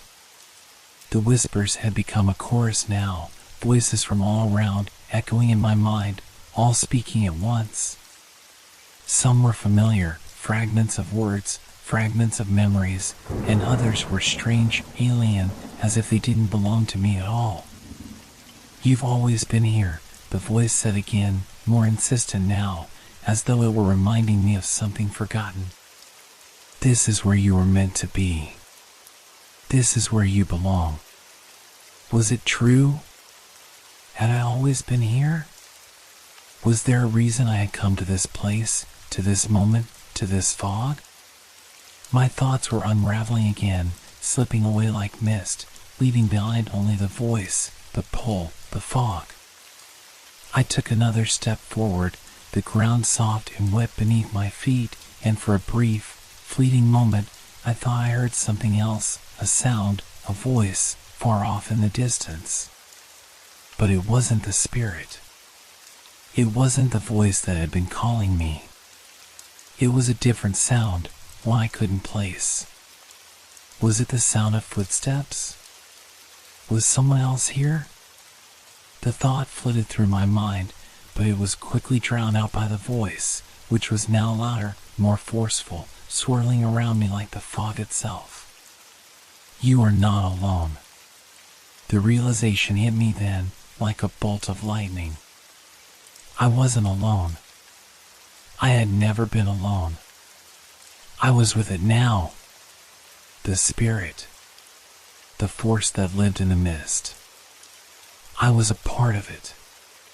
And I had come home. The mist thickened, and with it, the world around me seemed to twist, contort, and fold in on itself. What had once been a clear path, if there had even been one, had now become a labyrinth of indistinct shapes and blurred edges. The trees, the ground, the very air around me, all of it felt wrong, as if the swamp itself was shifting, stretching, and warping beneath my feet. I stopped for a moment, unsure of where I was, or even if I was standing at all. The fog had become so dense that I couldn't see more than a few feet ahead, and every direction seemed identical, endless white, suffocating mist that enveloped me like a cocoon. It wasn't just the sight that disoriented me, It was the very feeling of being surrounded, of everything being wrong, of nothing being real. The trees, which I had passed only moments ago, no longer looked familiar. They were the same, but they weren't. Their trunks had twisted into grotesque shapes, their branches reaching out like claws, bending toward me. The ground beneath me had softened into a spongy mush, sucking at my feet as though it didn't want to let me go. It was as if the swamp had grown alive, stretching and breathing, pulling me in, unwilling to let me escape. I took a step, but my foot sunk deeper into the muck than I expected, the wet earth giving way beneath me. I stumbled, nearly losing my balance, and for a moment, I couldn't tell if I had moved at all or if the ground itself had shifted. My head was spinning, my thoughts swirling like the fog, and I found myself clutching at the air for something solid, something familiar. But there was nothing. I couldn't even hear the sounds of the swamp anymore, the chirping of insects, the rustling of leaves, the distant calls of birds. The silence was absolute, deafening in its stillness, and it made everything feel so much more unsettling. In place of sound, I could hear only the pulse of my own heartbeat, loud and erratic in my chest, a constant reminder that I was still alive, still here, whatever here even was. A shiver ran down my spine. My breath quickened as a strange, creeping sensation washed over me. Something was off. The ground beneath my feet felt unstable, as though it were buckling and shifting with every step I took. My legs felt heavy, as though they were sinking into the swamp with every movement. I could swear that the trees had moved, that they were closer now, looming over me like silent, watching sentinels. I blinked, trying to clear my mind, but the fog seemed to thicken with each passing second, each breath I took. It was everywhere, in my lungs, in my skin, inside my thoughts. The edges of my vision began to blur, and I found myself questioning whether the world around me was real, or if it was just my mind unraveling. Was I still on the same path? Had I been walking in circles? Had I passed these same trees before? I spun around, trying to make sense of my surroundings, but everything looked the same, endless fog, shifting shadows. My body seemed to move on its own, my steps faltering as if the swamp itself were dragging me further into its depths, pulling me towards something I couldn't understand. The trees I had seen moments ago were now gone. In their place, there were only more trees, more twisted shapes, more silhouettes that seemed to flicker in and out of existence. The mist played tricks on me, distorting my senses, making me question what was real and what was just an illusion. Was the ground shifting beneath me? Or had I simply lost track of where I was? I tried to focus, to calm my racing heart, but it was impossible. The world around me was warping, slipping further away with every breath I took, and the deeper I went, the more disconnected I felt from everything I had once known. The swamp had become a dream, a nightmare that I couldn't wake up from. I stumbled again, this time falling to my knees, my palms pressing into the damp, cold earth as I tried to steady myself. But the swamp didn't let me. It pulled at me, urging me forward, tugging at my body as though it were unwilling to let me stop. My fingers scraped against the ground, but there was no solid earth to hold on to. The swamp itself had become a shifting, breathing mass, an entity that was alive, that was aware of me, and that wanted me to keep moving.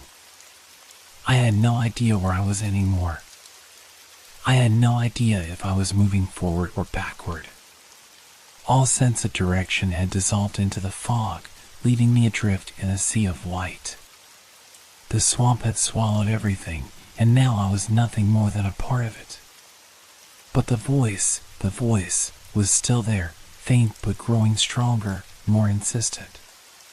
It had been quiet for a moment, but now it echoed in my mind once again, as if it had been waiting for me to lose my way. "You are lost," it whispered softly, a thread of amusement in its tone. But that's where you belong. Here. I didn't know if it was the fog playing tricks on me or if the spirit was truly speaking, but the words resonated deep within me. I was lost. I had always been lost. And the fog, the swamp, it had found me. And now, it was taking me somewhere. But where? The fog seemed to thicken even more, swallowing up everything in its path. But then, something caught my eye. A figure. It was barely visible at first, a faint shape in the distance, but as my eyes focused on it, I could make out a human silhouette.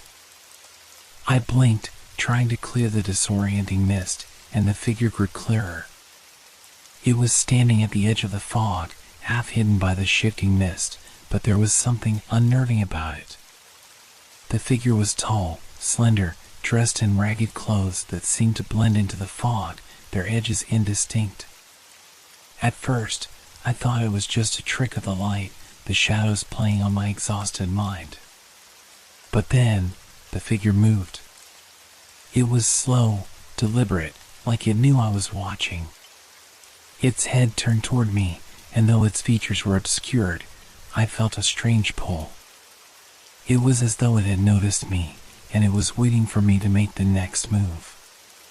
The mist curled around the figure, obscuring its body from view in fleeting moments, only to reveal it again, as if the fog itself were hiding its true form.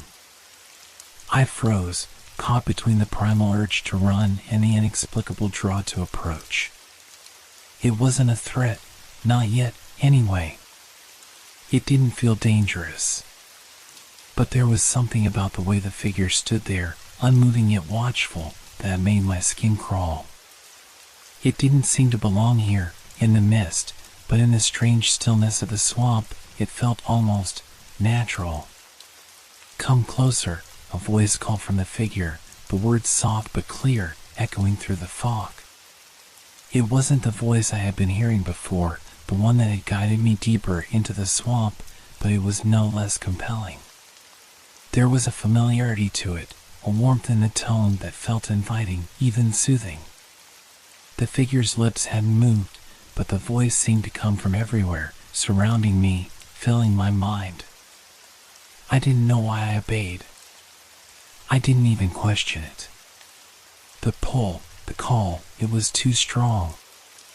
Every part of me wanted to turn away, to flee from this strange presence that seemed to materialize out of nowhere.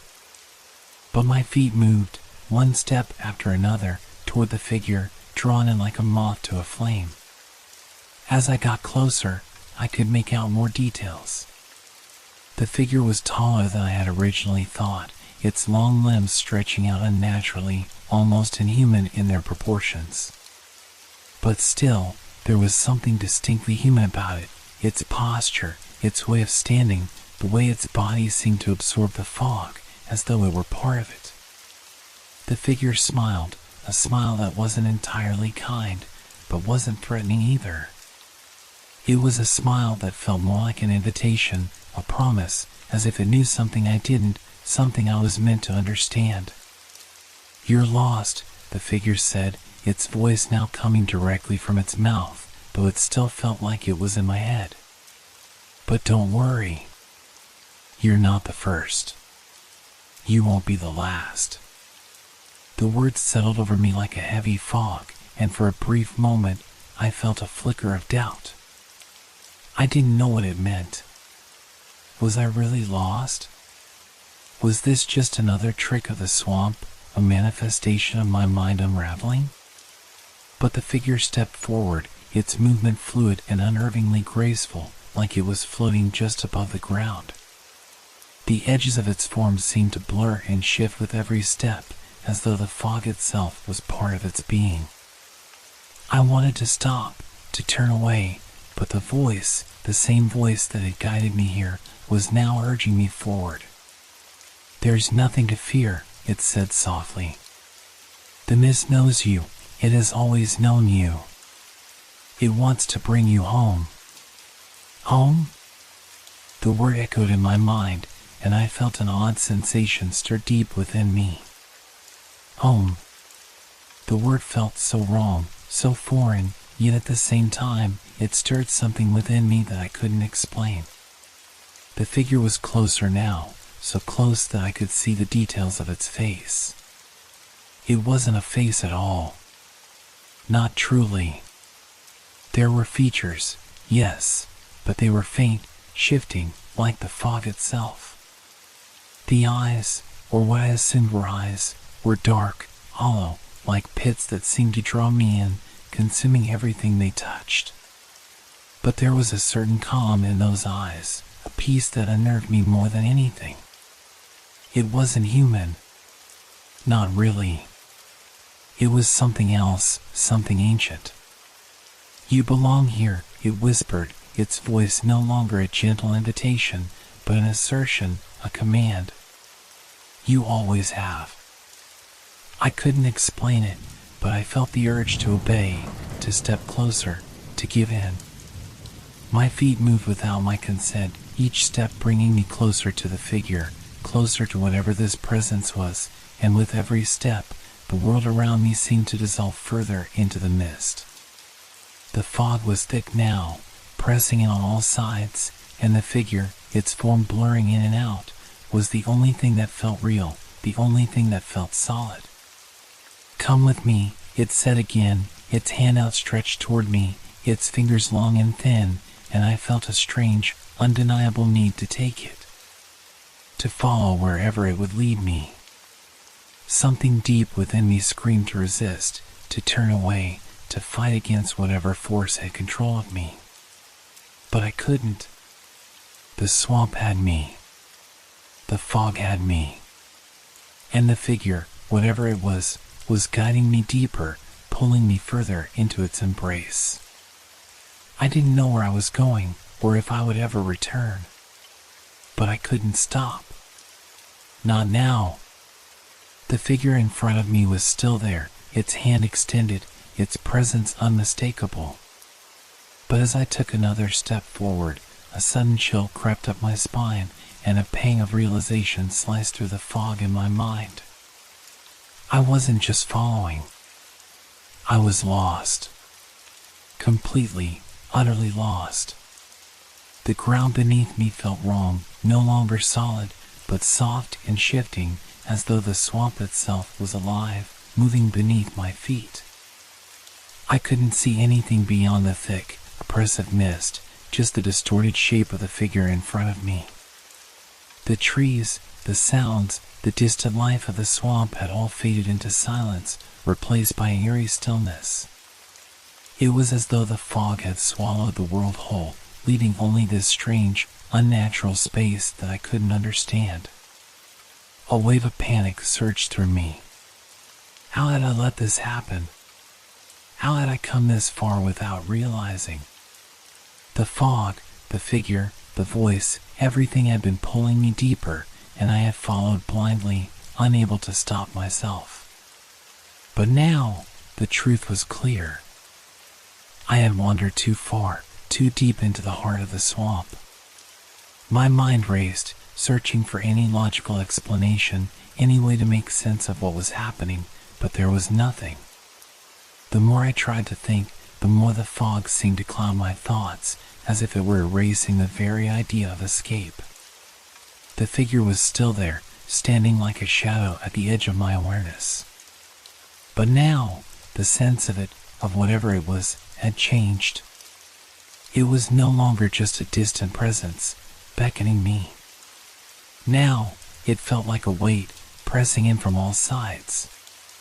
It was as though the swamp itself had become a cage, and I was its prisoner.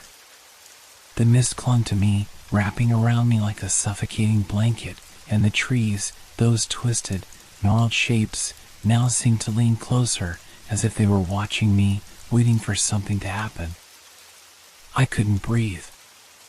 The air was thick, oppressive, and each breath felt like it was drawing me deeper into some unknowable force. The very space around me seemed to be closing in, compressing, like the swamp itself was a living thing, aware of my every move. "You're lost," the voice whispered again, soft and insistent, as though it had always been there, a constant hum beneath the surface. But this time, there was no comfort in the words. No warmth. Only the cold, empty truth. You can't leave. I recoiled, my hands trembling as I reached out to steady myself against the nearest tree. Its bark was slick with moisture, the rough texture biting into my skin. But it wasn't enough. Nothing was enough. My heart was racing, and my mind was spinning. I felt dizzy, disconnected from everything I had once known. The world around me was becoming a blur of white, of indistinct shapes, and I couldn't tell if I was still standing or if I had already collapsed. "You'll never leave," the voice continued, louder now, an echo that resonated deep in my chest. It was as if the swamp itself was speaking, its voice rising from the very earth beneath my feet. "You are mine." A cold sweat broke out across my forehead, and I stumbled back, my legs unsteady beneath me. The trees seemed to close in, their branches like twisted fingers, reaching toward me, dragging the fog with them. I could feel the weight of the presence behind me, closer now, suffocating, pressing in from every angle. I wasn't alone anymore. I could feel it, the presence, surrounding me, watching me, just beyond my sight. The figure had dissolved into the mist, but I could sense it still, its pull, its influence wrapping around me like a dark cloak, suffocating and inescapable. The swamp had changed me. It had woven itself into my thoughts, into my very being. There was no escape from this place, not from the fog, not from the spirit that haunted it. I had been drawn in, and now I was part of it. How could I have been so blind? My breath was shallow, my hands trembling, as my thoughts spiraled into panic. The swamp was no longer just a place. It was a living entity, a force that had consumed me, and I could no longer tell what was real. Had I even made it into the swamp in the first place? Or had I been swallowed by it long before I had ever realized? "You are here," the voice whispered, now all around me, as though it was coming from the trees, from the earth, from the very air I breathed. "And here, you will stay." My stomach churned, the desperation clawing at my throat. I didn't know how to get out. I didn't know what to do. All I knew was that the mist was growing thicker, and the weight of the swamp, of the spirit, was closing in around me.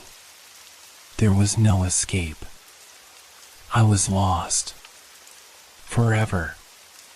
The coldness in the air was suffocating, and I could feel the weight of it pressing in on me, thick and heavy. Every breath felt like I was inhaling the swamp itself, mold, rot, and something far darker. My mind was a haze of panic, confusion, and an unbearable sense of dread, but I knew I couldn't stay here. I had to leave. I had to find a way out. I forced myself to focus, to think, despite the fog clouding my thoughts and the oppressive weight of the spirit hanging over me. I had to move. I had to find an exit. But where? Everything looked the same, an endless sea of trees, their twisted branches reaching like claws, their bark slick and foreign in the mist. The ground was soft beneath my feet, the wet earth sucking at my shoes as I took step after uncertain step. I turned in every direction, my heart hammering against my ribs, but it felt like no matter which way I went, the swamp twisted around me, folding in on itself. The trees closed in tighter, the fog curling, pulling, hiding what was once familiar and leaving only an unyielding labyrinth. Every path I tried seemed to lead me deeper into the fog, further from any kind of escape. "I'm not going anywhere," I thought desperately, my mind racing. "I'm just going in circles." The more I walked, the more everything felt distorted.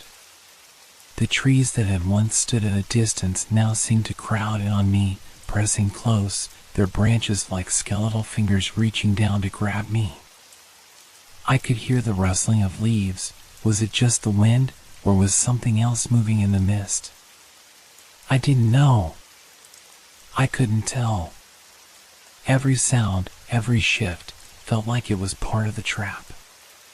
The very swamp was conspiring against me. "You can't leave," the voice whispered again, its tone no longer soft, but a persistent echo that gnawed at my thoughts. It seemed to come from everywhere now, from the ground, from the trees, from deep within the fog itself. "This is where you belong." The words seethed in my ears like poison, and I tried to block them out, tried to push them from my mind. "No," I thought, shaking my head, gripping my head as if the physical pain might dislodge the voices. "I won't let it win. I won't let it take me." I stumbled forward, panic rising like a tidal wave in my chest, but no matter how fast I moved, the fog thickened, the trees tightened their hold. I couldn't tell if I was even moving in the right direction anymore. Nothing made sense. The world had shifted into a twisted version of itself, and I was losing my grip on it. The path I had thought was clear now bent and twisted into something unfamiliar, leading me further into the unknown. The damp earth sucked at my legs as I pushed forward, fighting the growing sense of despair that threatened to swallow me whole. I couldn't breathe. The air was thick, too thick, and every step felt heavier than the last. Was I walking in circles? Or was the swamp truly alive, shifting and moving with me as if it were pulling me further down into its depths? "Focus," I thought, struggling to steady my breath. "Just focus. There has to be a way out. I can't be lost. I can't." I stopped mid-step. A sudden realization hit me like a cold slap. I was no longer sure which way was out. I didn't even know where I had started.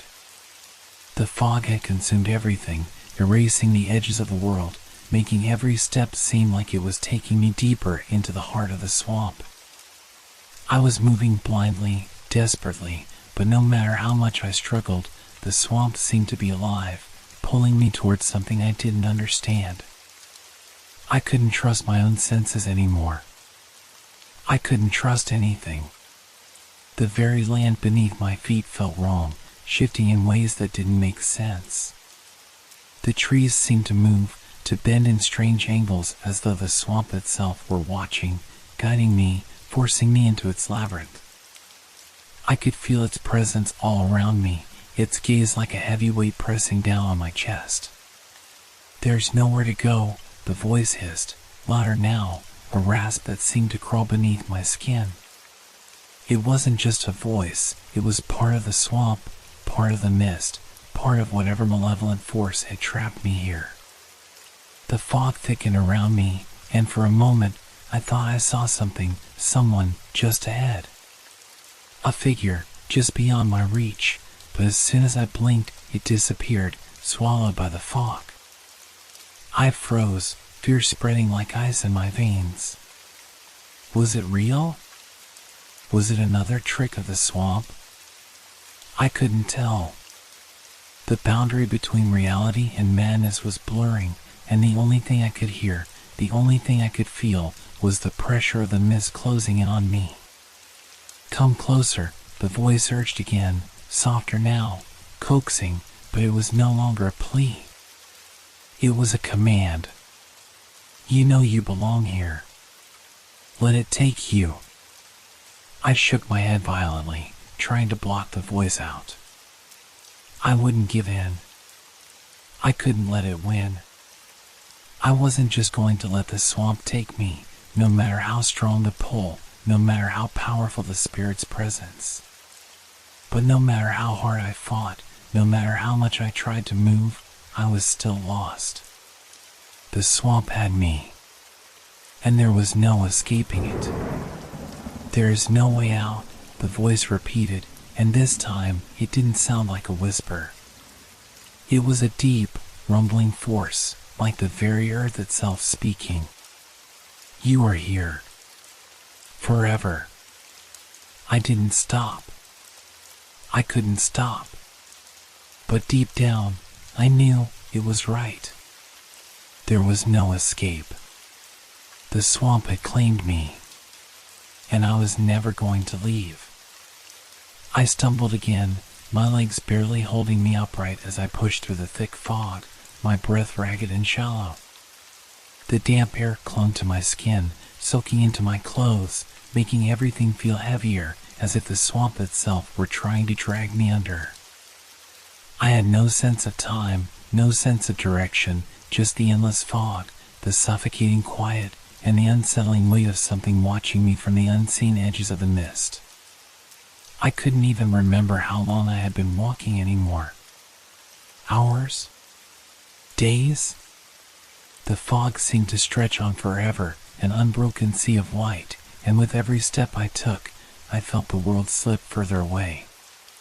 The trees, the path, the faint sound of water I thought I had heard earlier, all of it was gone, swallowed by the unrelenting fog. The earth beneath my feet was soft and treacherous, threatening to swallow me whole with every step.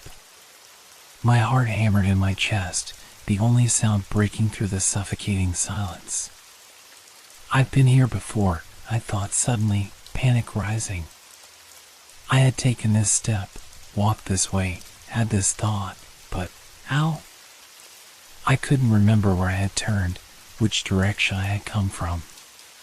The fog had twisted everything into itself, folding and refolding the world in ways that didn't make sense.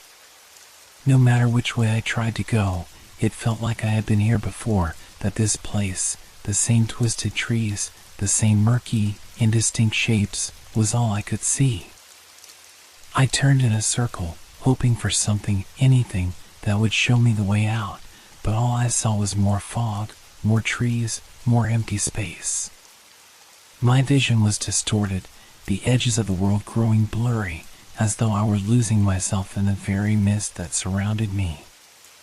My breath came in shallow bursts, and I clutched at my head, trying to ground myself, but the panic inside me grew with every passing second. No, no, no! I muttered under my breath, my voice cracking in the stillness. I have to get out. I have to find a way. But what direction was the right one? I couldn't remember where I had come from. The path behind me had become just as indistinct as the one ahead. There was no trace of where I'd been or where I was going, just endless, suffocating fog and the weight of the swamp pressing down on me from all sides. I had walked for what felt like miles, but I was no closer to the edge of the swamp than I had been when I started.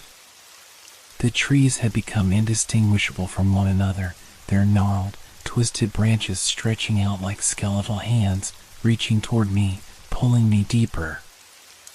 I could hear the distant sound of something moving through the underbrush, but it was too faint to be real, too distant to give me any sense of orientation. And the worst part was the feeling that something was behind me, just out of reach, always just beyond my sight. The very air felt wrong. It was thick with moisture, but there was something else, something unseen, something that made the fog feel alive. I could almost feel it pressing against me, creeping into my skin, into my bones. And in the back of my mind, that voice, the one that had whispered to me before, began to return, like a persistent echo. "You can't escape," it murmured, soft and insistent, just beneath the surface of my thoughts. "This is where you belong." I shook my head violently, trying to banish the words, but the more I fought them, the more they seemed to grow louder, like they were being fed by the very swamp itself, becoming a part of the fog, part of the swamp's twisted grasp on me. The trees around me seemed to shift, the fog swirled tighter, and suddenly, it felt like I wasn't even alone. The atmosphere thickened, as if something unseen was brushing against me, drawing closer. The presence was suffocating, and the longer I stood there, the more I felt it close in, as though the fog were reaching out to drag me into its depths. How had this happened? I thought in desperation. How had I become so lost, so completely turned around in this place? I could feel my sanity slipping, the fear crawling under my skin, the realization that the fog had swallowed everything, my sense of time, my sense of place, and now, my very will to fight. The more I searched for a way out, the more it felt like the swamp was closing in, like the fog itself was pushing me deeper into its embrace.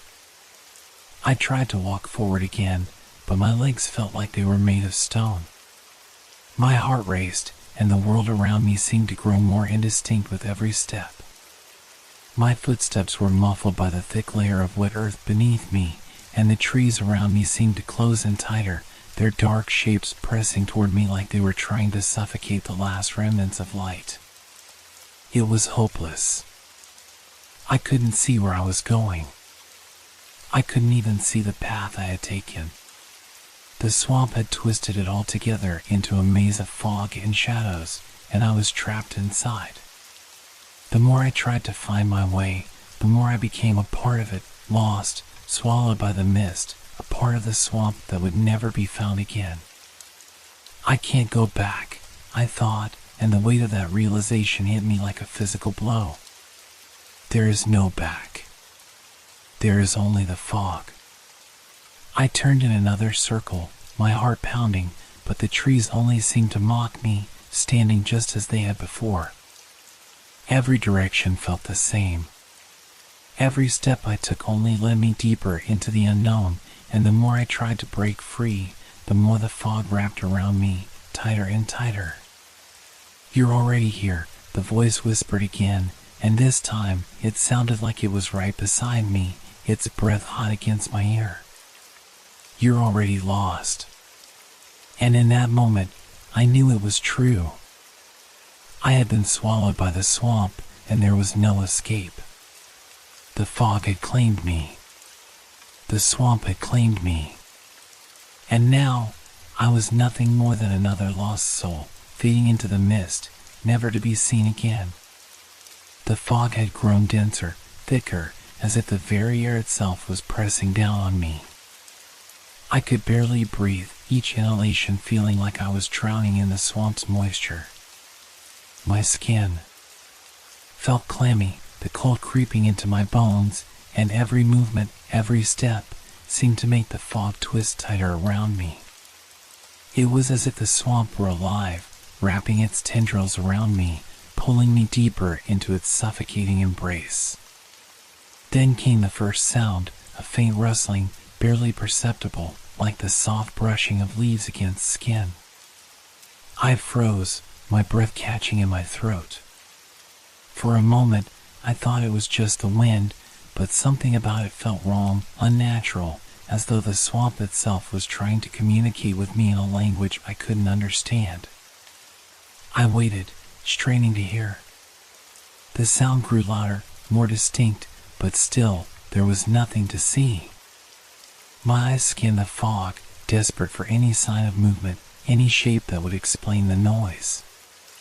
But the world around me remained an impenetrable white blur, the trees and swamp swallowed by the thick mist. Then, it came again. Footsteps. Slow and deliberate, but muffled by the wet earth.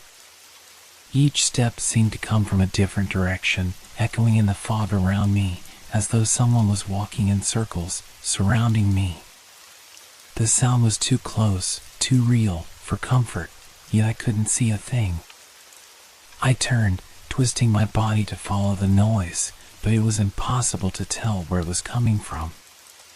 To my left, then to my right, then behind me, everywhere, the footsteps seemed to echo, but when I turned, I found nothing. Just the mist, thick and unyielding, and the oppressive quiet that seemed to be wrapping itself around my thoughts. My pulse quickened. The footsteps weren't just random, they were following me, drawing closer with each passing moment. Every time I tried to focus, the sound would shift, like the steps were taking a new path, as if someone, or something, was trying to confuse me. I had no sense of where the noise was originating from, no certainty that what I was hearing was real or just a trick of the fog. The footsteps seemed to grow louder, the sound echoing in my ears, so close now that I could almost feel the presence of whoever, or whatever, was walking in the mist with me. My heart raced in my chest, the rhythm of my own fear blending with the distorted footsteps. I couldn't see anything, couldn't tell if I was just imagining it, but the growing sense of being watched was undeniable. I took a hesitant step forward, trying to make sense of it, trying to gather my thoughts. But as I moved, the footsteps moved with me, mirroring my every step. Left. Right. Forward. They followed, never out of sync, never far behind.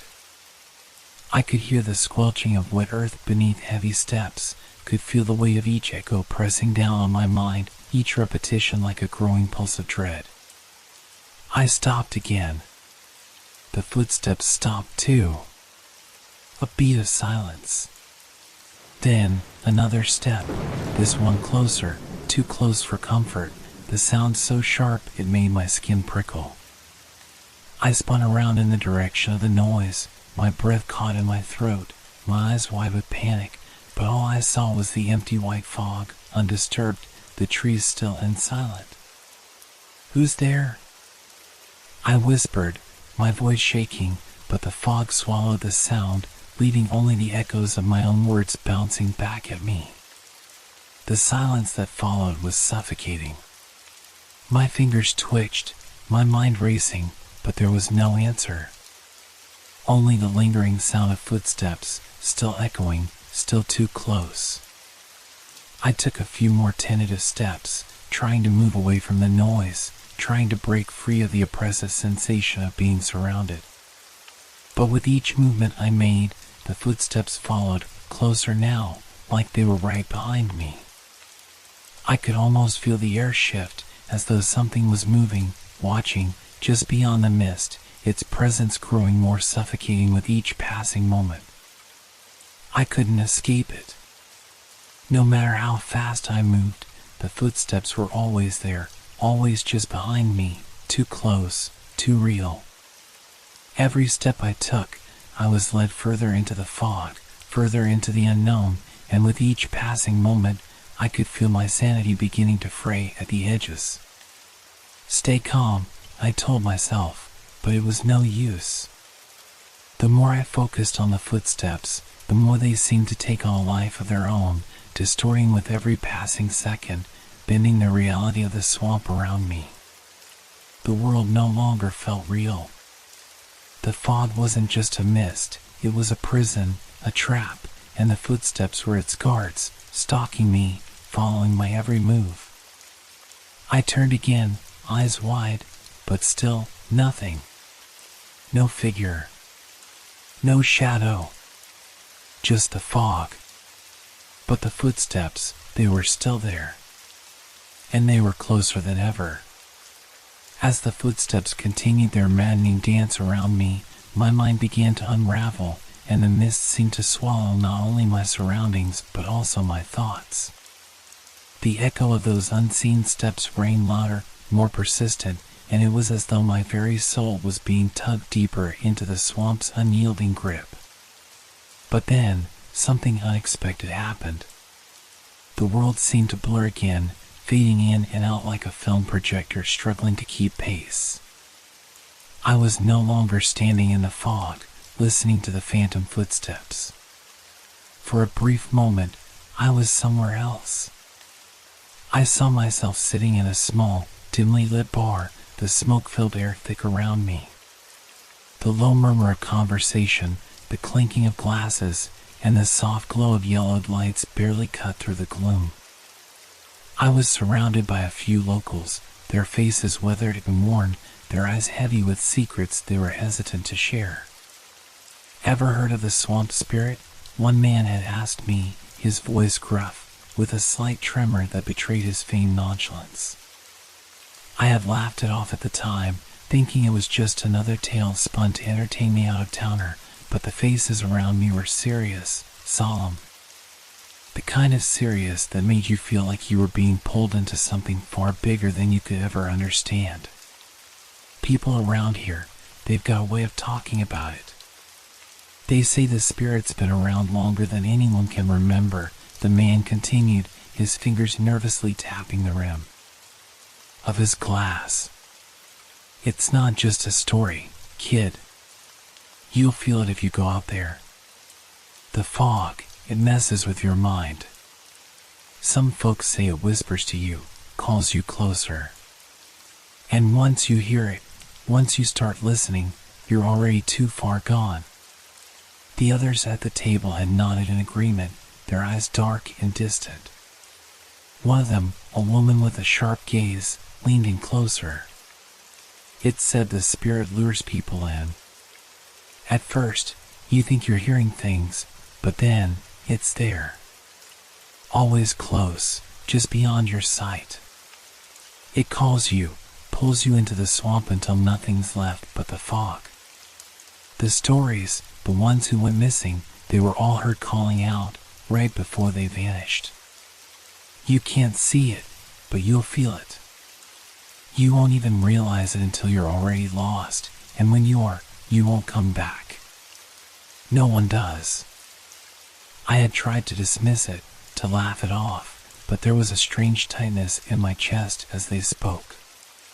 Something about the way they looked at me, like they were warning me without saying the words out loud. At the time, I thought it was just superstition, small-town folklore designed to keep people away from the swamp or to scare off intruders. But now, standing in the thick of it, with the fog closing in around me, the weight of those words grew heavier. The footsteps that had once felt distant now seemed to be right behind me, pressing on me, their rhythm almost as if in time with my growing panic. The air was thick, heavier than before, and as I strained to listen, I thought I could almost hear that whisper. Come closer. I shook my head violently, but the words only grew louder. I could feel them crawling under my skin, sinking into my thoughts. It was the same voice. The same voice the locals had spoken of, the one that promised nothing but the fog, the spirit, the endless wandering of the lost. I remembered the old woman's face, pale and weary as she looked at me with a kind of pity in her eyes. You understand when you're out there, she had warned. You understand, and you'll wish you hadn't. Had I truly understood then? Or had I just brushed it off as nonsense, something too far-fetched to be real? It seemed so ridiculous in that moment, before I stepped foot into the swamp. But now, as the mist wrapped itself around me, as I stood alone and confused, it didn't seem so impossible anymore. I tried to shake off the feeling, tried to convince myself that it was all just a coincidence, that the voices I heard, the whispers in the mist, were simply my imagination running wild. But the footsteps, those unmistakable, distinct footsteps, continued, drawing closer. And then it hit me, the one terrifying thought I hadn't allowed myself to consider before. What if it's real? What if this isn't just some story they told to scare me? The weight of that thought made my heart lurch in my chest, and suddenly, the fog didn't just feel suffocating. It felt alive, a presence, waiting, watching, pulling me further into its depths. I had no doubt now. The stories I had dismissed, the warnings I had ignored, they weren't just tales. They were truth, dark and twisted, buried in the fog. The swamp spirit was real. And I was no longer just hearing its whispers, I was part of its story. The footsteps were closer now, the silence between them stretching longer, like something was slowing down, savoring the chase. I couldn't see the thing that followed me, but I could feel it in my bones. The fog seemed to thicken, swallowing everything in its path, and the fear gnawed at my insides like a ravenous beast. How much longer before I, too, became one of the lost? The fog pressed in around me, so dense now that it felt as though the very air had turned to a thick, suffocating blanket.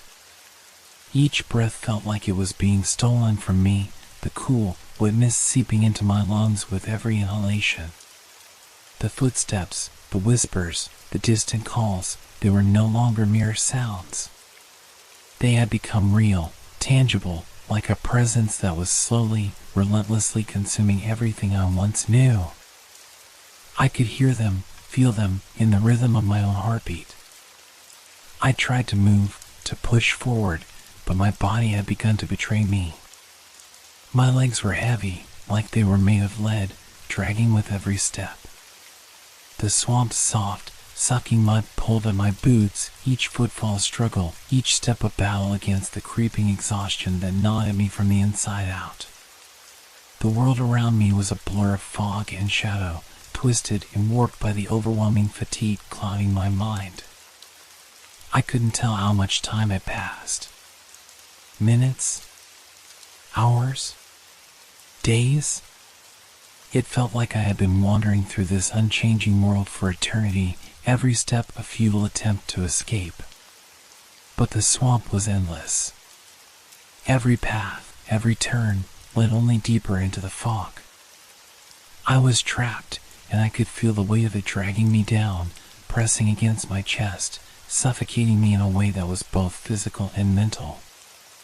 My head throbbed, a dull ache that pulsed with every beat of my heart. My thoughts felt scattered, as if they were being pulled apart and pieced back together in fragments, each one more disjointed than the last. I tried to hold on to something, anything, that would keep me grounded in reality, but the fog kept slipping through my fingers like water. I couldn't hold on to it. I stumbled forward, gasping for air, desperate to find something, anything, that would lead me out of this nightmare. But the swamp gave me nothing. Only the thick fog and the relentless pull of whatever was stalking me. Keep moving, I told myself, my voice trembling in the cold air, but it sounded hollow, far away, like I was speaking from someone else's body. My thoughts were slippery now, twisted by the fog, and each step felt like I was sinking deeper into the muck of my own mind. My vision wavered, and I blinked hard, trying to clear the haze in front of me. For a moment, I thought I saw something in the distance, just a flicker, a shadow moving in the mist. But when I looked again, it was gone. There was nothing. The fog swallowed everything. I wanted to scream. I wanted to shout, to demand answers from whatever was out there, watching me, whispering to me from the depths of the swamp. But my throat was dry, raw, like it hadn't been used in days. No sound would come out. I was alone, utterly alone, trapped in a nightmare I couldn't escape. The whispers had grown louder now, no longer distant murmurs. They were inside my head, curling around my thoughts like vines, twisting them into knots. Come closer. It was the same voice, the same haunting call, but now it was no longer just a whisper. It was a command, an imperative. And somehow, I knew it wasn't something I could ignore. I tried to push it out of my mind, tried to force my legs to move faster, but they wouldn't obey. My body was sluggish, heavy with exhaustion. I could barely feel my fingers anymore, my arms hanging limp at my sides.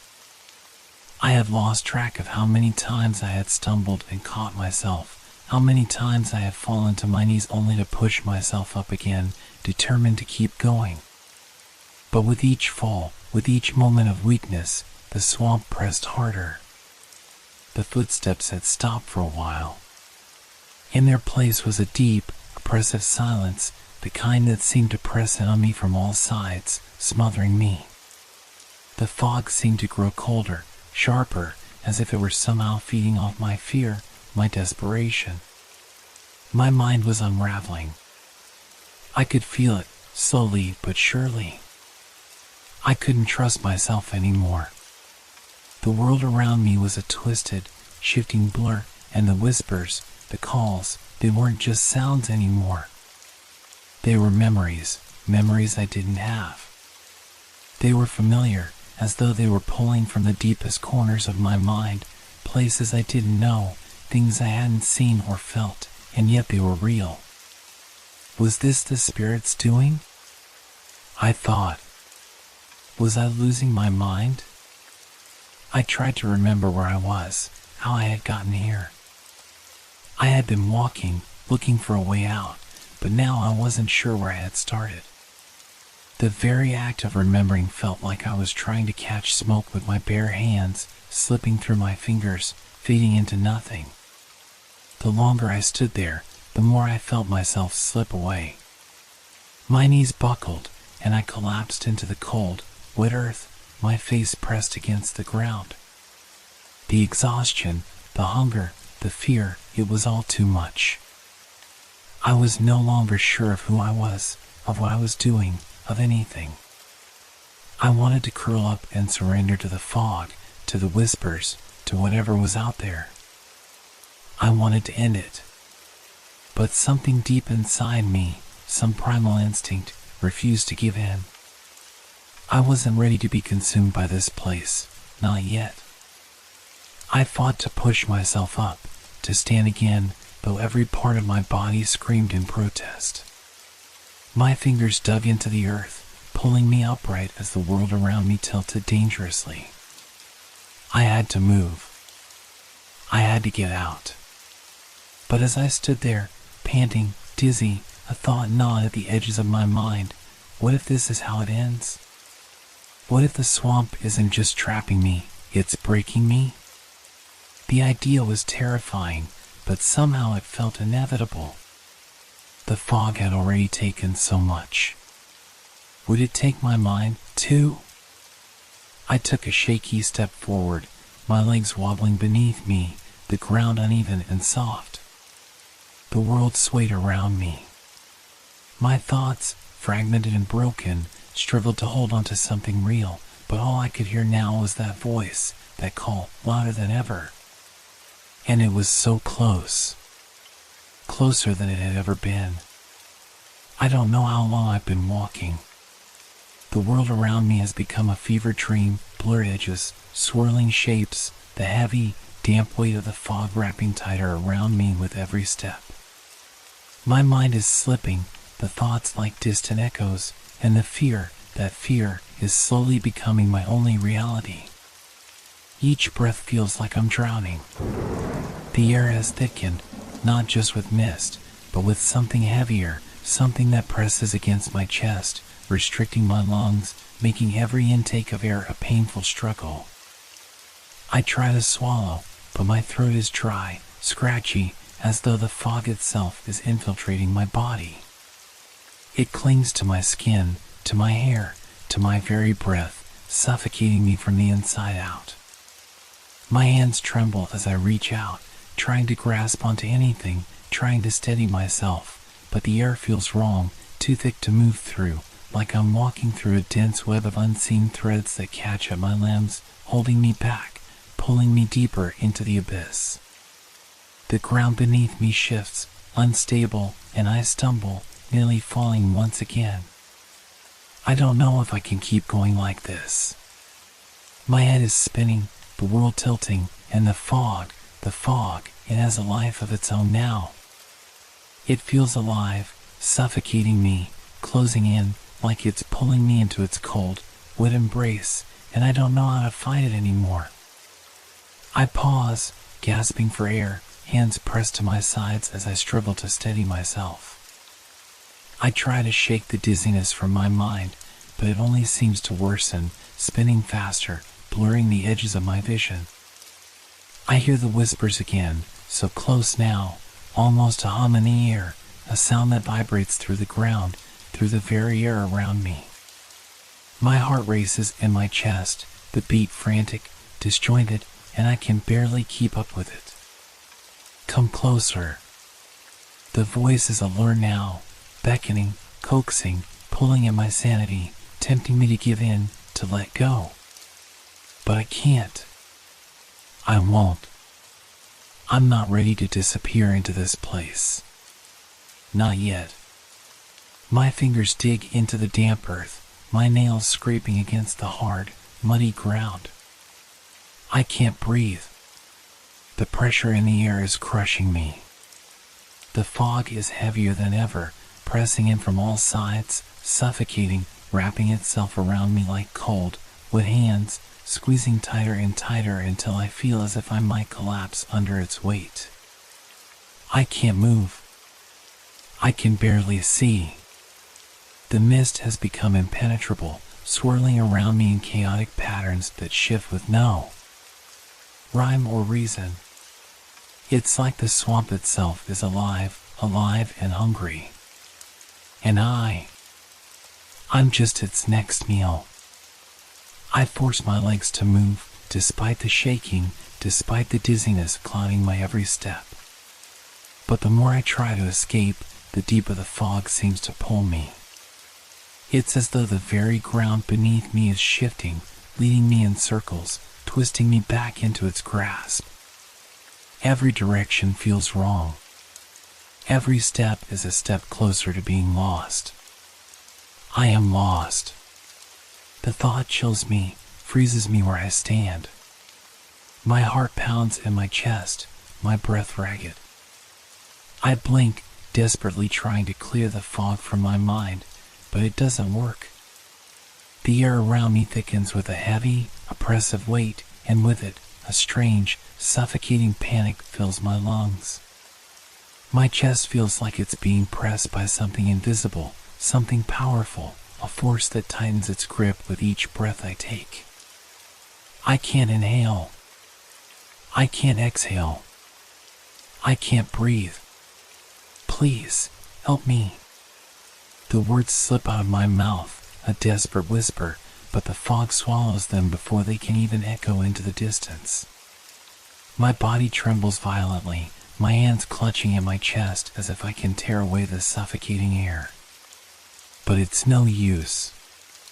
The fog is everywhere, clinging to my skin, filling my lungs, my mind. There is no escape. I stagger forward again, blindly, desperately trying to push through, but it's like the fog itself is holding me back. It's slowing me down, wrapping around my legs, my arms, dragging me into its cold, wet depths.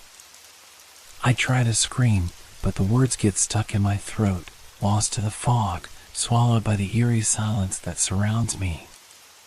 Each step feels like 100 pounds of weight pressing down on me, and yet, I can't stop moving. My body knows it needs to keep going, even if my mind is falling apart, even as my lungs burn and my thoughts scatter like leaves in the wind. The air is thick, too thick to breathe. The fog is too dense to see through. I can feel the presence of something behind me now, following me. I don't dare turn around to look. I can't. The thought of whatever might be there, lurking just out of sight, is enough to make my heart race faster, my breath come even more raggedly. But I don't want to die here. I don't want to fade away, swallowed by the mist, forgotten. I have to keep going. I have to keep fighting. Come closer. The voice is stronger now, no longer a whisper. It echoes in my mind, louder and clearer than before. I hear it in my thoughts, in my heartbeat, in the very air around me. I can't fight it anymore. With a final, desperate breath, I move forward again, pushing against the fog, my feet dragging, my body heavy, struggling to stay upright. But the air grows colder, and the weight on my chest grows unbearable. The whispers, now a chorus, urge me on. And I, too tired to resist, allow myself to be pulled deeper into the mist. I don't know if I'll ever make it out. I don't know how long I've been walking anymore. Time is a distant, irrelevant concept here, swallowed by the fog and the endless pull of something just beyond my reach. The world has narrowed to a suffocating, blurry tunnel, each step more labored than the last, my breath ragged, my vision clouded with mist. It's as though the swamp itself is a living thing, each step drawing me deeper into its belly, and no matter how much I struggle to resist, I'm pulled further into its grasp. But then, something changes. The air feels different, heavier, thicker, as if the very atmosphere is charged with some unspeakable presence. I stop, my pulse quickening, every instinct screaming at me to turn around, to run, to flee before it's too late. But I don't move. I can't move. It's like the fog has frozen me in place, and in that stillness, I hear it, a sound that cuts through the oppressive silence like a blade. A soft rustle. A shift in the air. I turn slowly, every muscle in my body screaming for me to look away, but I can't. I don't know if I want to anymore. The whisper of the voice is louder now, clearer, pulling me in, urging me to witness the thing that has haunted my every step. And then I see it. At first, it's just a shadow, an indistinct blur that moves through the mist, swaying like a tree caught in a storm. But as the fog parts just enough, I see something more, a shape, vaguely humanoid, but impossible to truly define. Its form shifts with the mist, stretching and contracting, as though it's not entirely part of this world. It's the color of the fog, blending in with the pale haze that surrounds it, but it's not the fog. It's something else, something more, something darker. I want to scream, but the sound gets stuck in my throat. My body is frozen in place, a prisoner of my own terror. The figure moves toward me, slow and deliberate, its presence filling the air like an oppressive weight. My heart pounds in my chest, my legs feel like stone, and yet I can't look away. I have to know. I have to see it. But when the figure steps closer, I realize something even more horrifying. I can't see its face. It's there, in front of me, so close, but its features remain obscured, hidden beneath a veil of swirling mist that refuses to part. It moves with an unnatural grace, its movement smooth, almost flowing, as though it's not bound by the same laws of reality that govern me. It's so close that I can feel the cold radiating from its form, an ice-cold presence that sinks into my bones, a chill so deep that it feels like it's coming from the very air itself. I try to take a step back, but my feet feel glued to the ground. My breath comes in shallow gasps, my throat tight with fear. The figure looms closer, and as it does, the fog seems to pulse, like it's alive, reacting to its presence. A low, guttural sound emanates from it, like a breath, or is it a sigh? It sounds both mournful and predatory, a sound that makes my stomach churn and my skin crawl. I want to ask it what it is, why it's here, but the words die before they reach my lips. The only sound I hear is my own racing heartbeat, a deafening drum in my ears. I feel as though my mind is cracking under the weight of it all, each heartbeat a reminder that this thing isn't just a hallucination, it's real. It exists. It's here. The spirit reaches out, but its hands are indistinct, too blurry to see clearly, their form constantly shifting like smoke. They hover just in front of me, and I feel a sudden, overwhelming compulsion to step closer, to reach out in response, to let it touch me. But I fight it. I have to fight it. It leans closer still, and I hear the voice again, soft and coaxing, like a lullaby. It's not quite a whisper, not quite a shout, but something in between. Come closer, it murmurs, its voice a cold, melodic whisper that seems to come from everywhere and nowhere at once. My body trembles. I want to run. I want to escape. But I can't. I feel rooted to the spot, every cell in my body screaming for release. The air around me grows colder, the fog thicker, and the more I fight against it, the stronger the pull becomes. It's as if the swamp itself has taken hold of me, and the figure, the spirit, is the puppet master pulling the strings. It's too late. I know it's too late. I know I should have turned back the moment I heard those first whispers, the first rustle of the fog. I should have run the moment I felt its presence, but now it's here, in front of me, and I don't know how to escape. The figure moves again, closing the distance, and I feel its presence wrapping around me like a suffocating shroud. It's so close that I can almost feel its cold breath on my skin, the air thick with something that smells like decay and earth. Come closer. The voice repeats, more insistent now, a command rather than a request, and my body, unwilling yet compelled, takes one small step forward. Just one. And that's all it takes. I'm lost. I take another step, but my body is screaming at me to stop. It's as if I'm not in control anymore, as though my limbs are moving of their own accord, compelled by something more powerful than fear. I'm drawn to it, pulled forward, despite every instinct telling me to run, to flee, to escape. But I can't. And that's when it happens. The mist around us ripples, the air grows colder still, and a deep, unsettling pressure fills the space between us. The fog, thick and suffocating, begins to swirl more violently, as though the spirit itself is causing it to churn, bending the very environment to its will. The very ground seems to shift beneath my feet, and the trees around me, once distant, now feel like towering, looming figures, witnesses to an ancient ritual that is unfolding in this cursed swamp.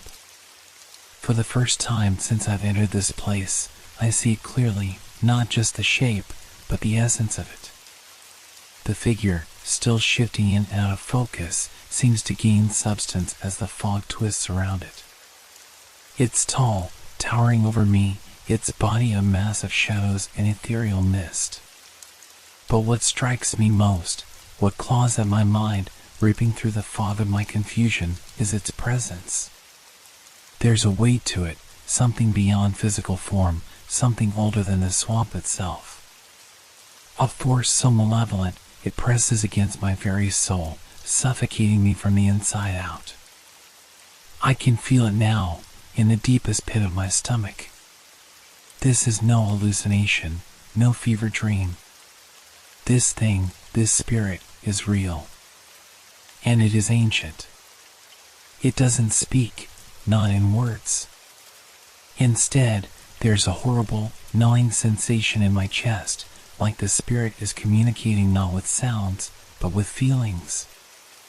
A sense of malice and hunger, centuries old, pulsing through the very air, gripping me with an ice-cold hand. Its essence, whatever it is, presses against my heart, a suffocating weight that threatens to crush me. I try to breathe, but it's as though the air has thickened beyond the mist, becoming a physical barrier that I can't break through. Each breath feels like it's being siphoned from me, leaving me weaker, less able to resist.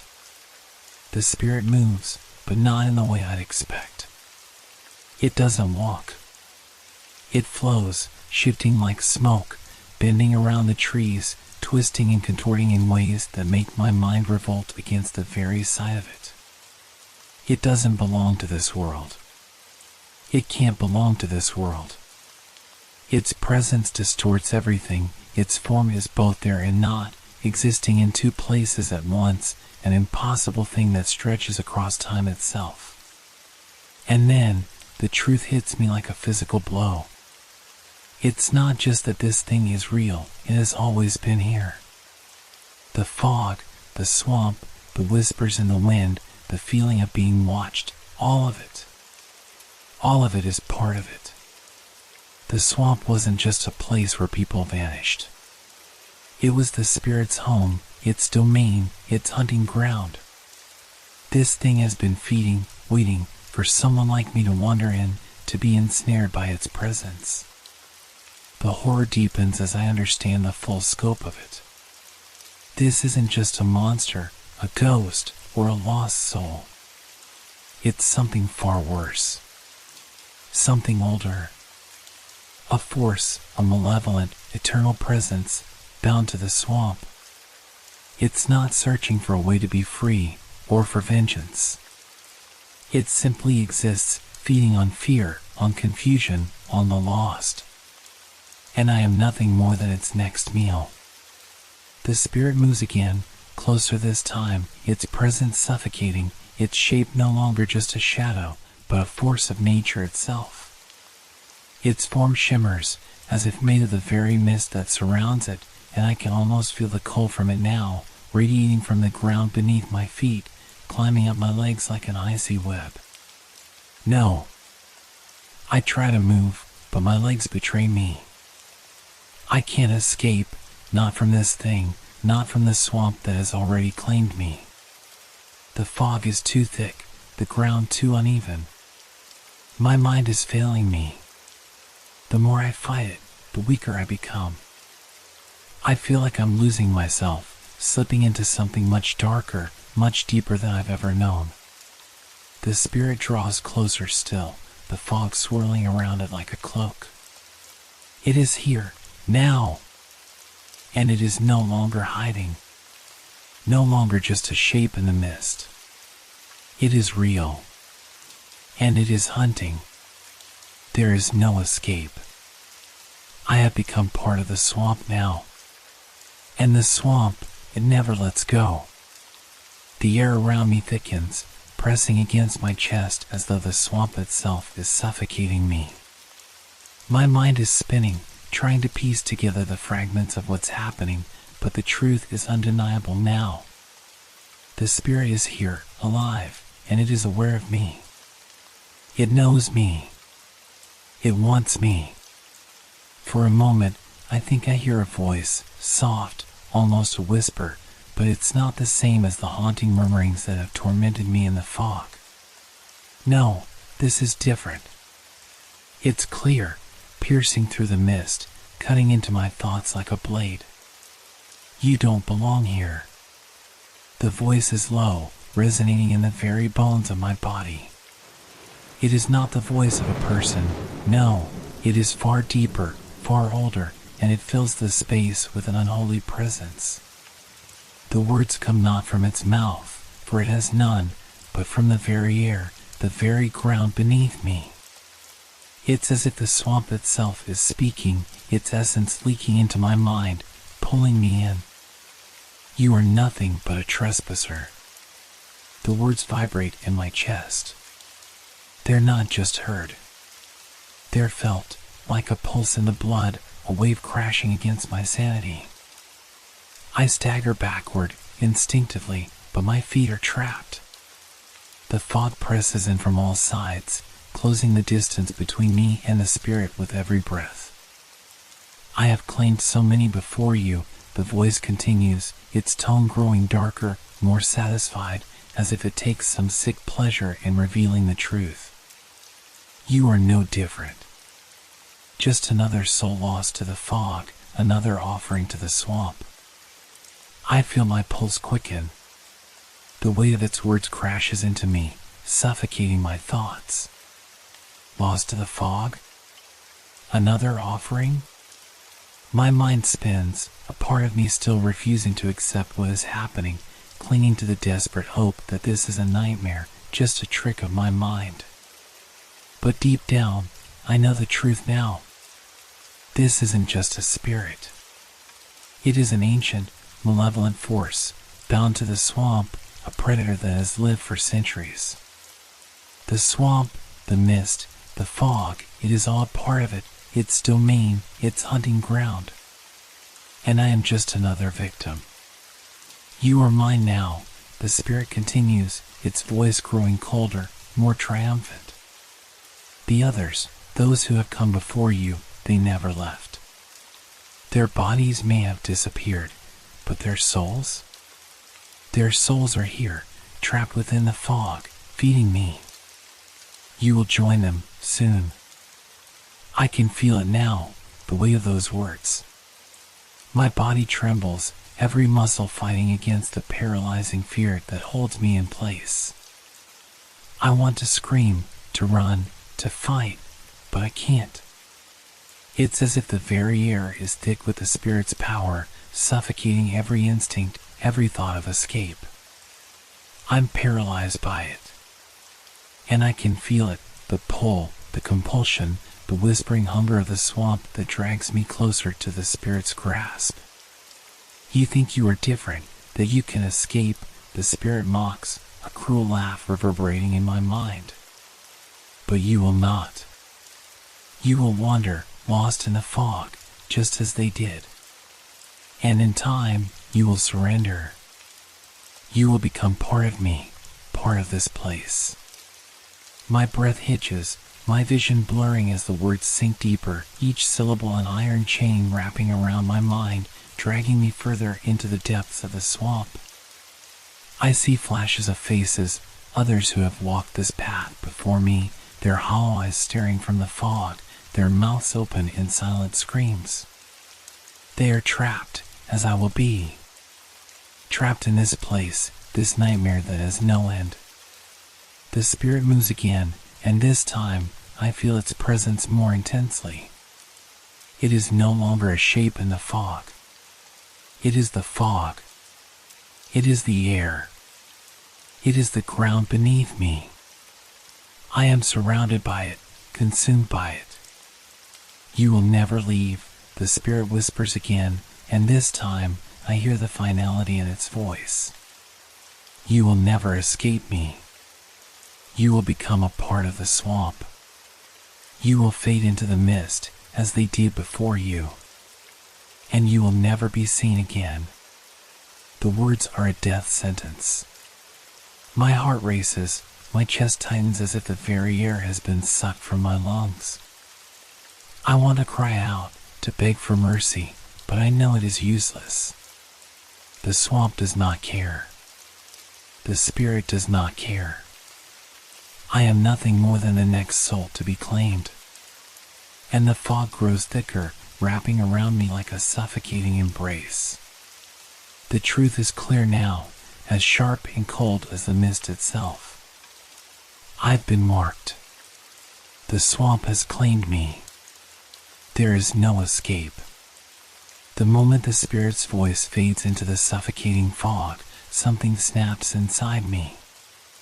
A surge of adrenaline courses through my veins, the primal instinct to survive overpowering the crushing weight of fear that has held me captive. It's all I have left. I can't let this thing, this spirit, claim me like it has so many before.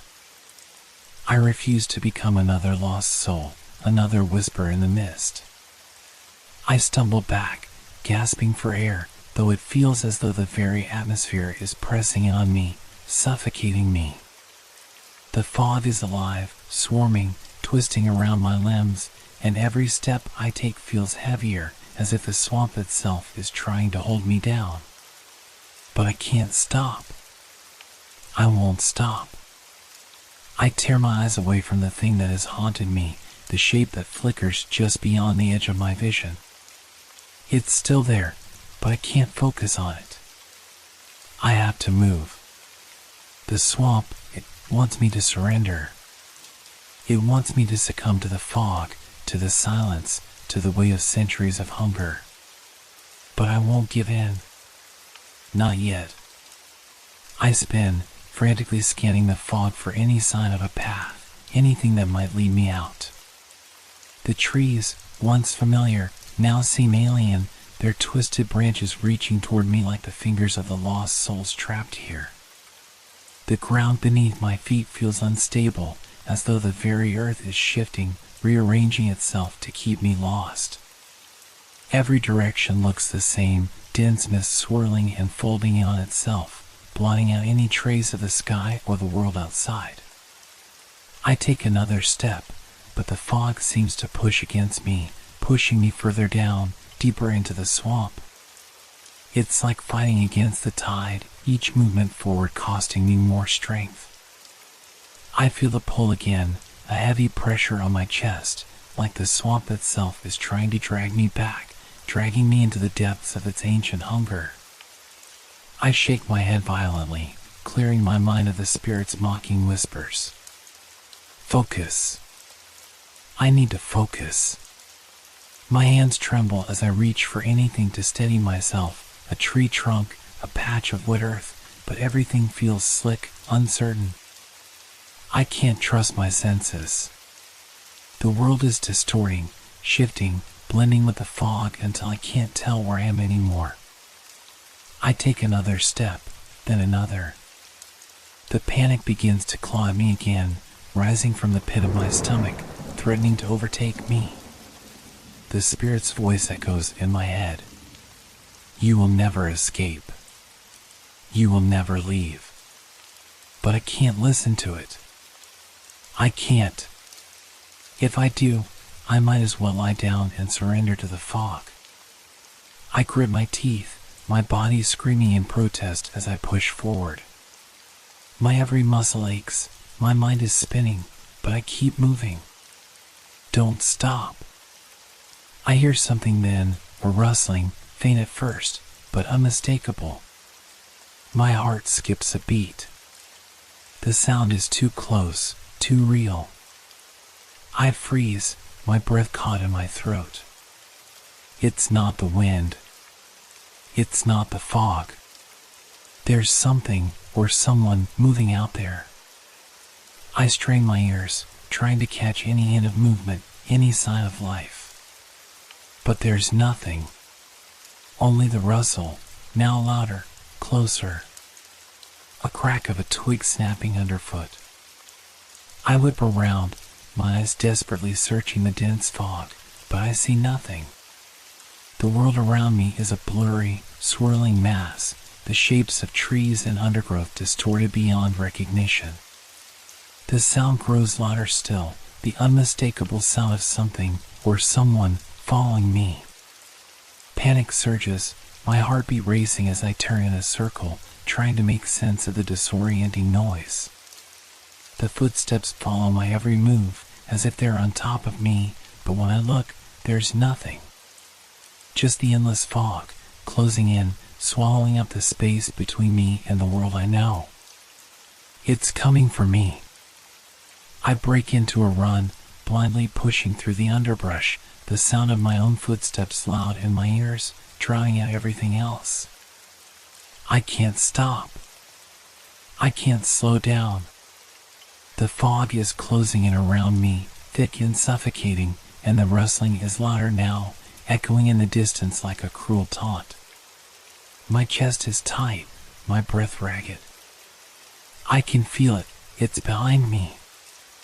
I can almost feel its cold fingers brushing against the back of my neck.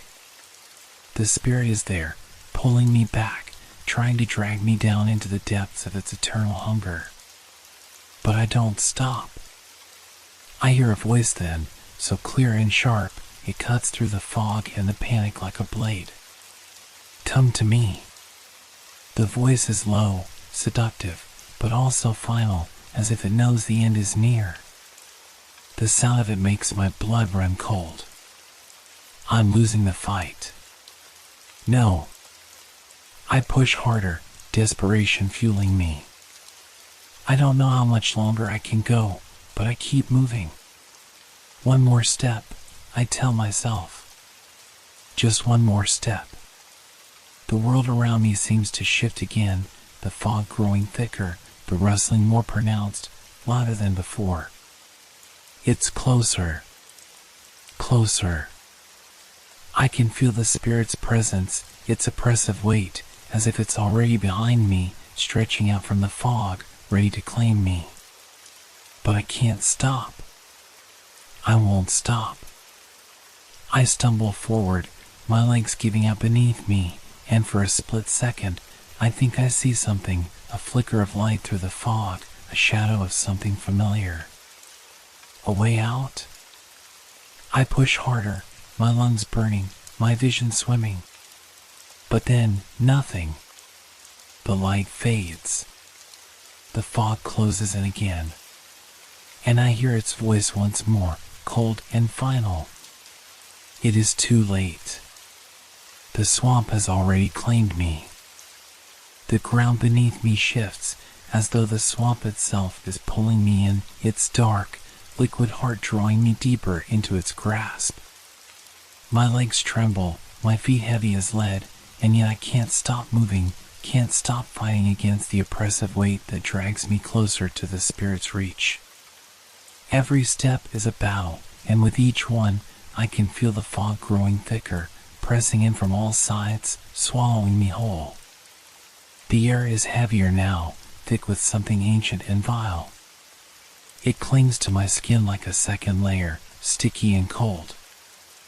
I try to scream, to shout for help, but my voice is swallowed by the endless mist. There is no escape. I feel it then. A ripple in the air. A pulse, a shift that comes from everywhere at once. The fog trembles, quivers around me, and in that moment, I know. It is the spirit. It is in the very air. The fog is its will. The swamp is its body. And it is not just watching me anymore. It is toying with me. A chilling laugh echoes in my mind, a sound so deep, so guttural, it rattles the bones. It is not the voice I've heard before, but something more terrible, more ancient. You cannot escape, it croons, its words laced with cold malice. This is not your world anymore. You are mine. I freeze, my heart thudding painfully in my chest. The sound of its laughter seems to wrap around me, tightening like a noose. The fog shifts again, swirling violently around my feet, and suddenly, the ground beneath me gives way. My body lurches forward, and I stumble, only just catching myself before I fall into the deep muck. The swamp, the very earth beneath me, seems to be pulling me down, dragging me into the mire, and I realize with horror that I'm standing at the edge of something far worse than I could ever have imagined, a sinkhole, a void, an endless black pit, consuming the land itself. I try to pull back, but the ground slips away like water, and I stagger, barely able to keep my footing. My breath comes in ragged gasps. Panic grips me, and I try to run, but my legs betray me, my body too weak from fear, from exhaustion, from the overwhelming sense of power that suffocates everything inside me. The swamp is alive. It is in me, in my thoughts, in my every movement. And then, I see it. A flash of movement. The figure emerges from the fog, but it's no longer a mere shape in the mist. It has formed now, tall, shadowy, and impossibly still. The spirit. Its presence is suffocating, as if it is the fog, and the fog is it. The air thickens, buzzing with an oppressive energy, and the very ground beneath me seems to ripple, as though the earth itself is alive with its power. The trees bend, the branches creaking, as though they're being pulled toward it, like slaves to an ancient, unseen force. The swamp is no longer just a place. It is the spirit. I try to move, but my body betrays me, my legs locked in place by an invisible force. The spirit's presence is so overwhelming now that it feels like my very bones are being crushed under its weight. The air tastes like rot, thick and foul, and every breath burns my lungs. You are nothing. The voice is everywhere, in my head, in my soul, wrapping itself around me like a shroud. You were never meant to leave. I gasp, struggling for air, but the fog seeps deeper into my lungs, filling me with the cold essence of the swamp. My hands shake uncontrollably as I try to claw my way out of the spirit's reach, but it is no use. The more I struggle, the tighter the grip becomes, and I feel myself being drawn toward the endless black hole beneath me, toward the abyss. The ground beneath me shifts again, and suddenly, it is as if I am no longer standing on solid earth. I'm floating within the thick, heavy fog. I feel myself slipping, my feet no longer touching the ground, and the pull of the pit beneath me grows stronger. My stomach churns, and I know I am being dragged into something far worse than I could have ever imagined. I am being drawn into the very heart of the swamp, into its blackened soul. The spirit's power is too much. It is everywhere. It has me. I scream or raw, desperate sound, but it is swallowed by the fog, absorbed by the swamp. I hear the spirit's voice again, soft and slow, almost pitying. You should have never come here. Now, you belong to me. Tears burn my eyes as I realize the truth. There is no escape.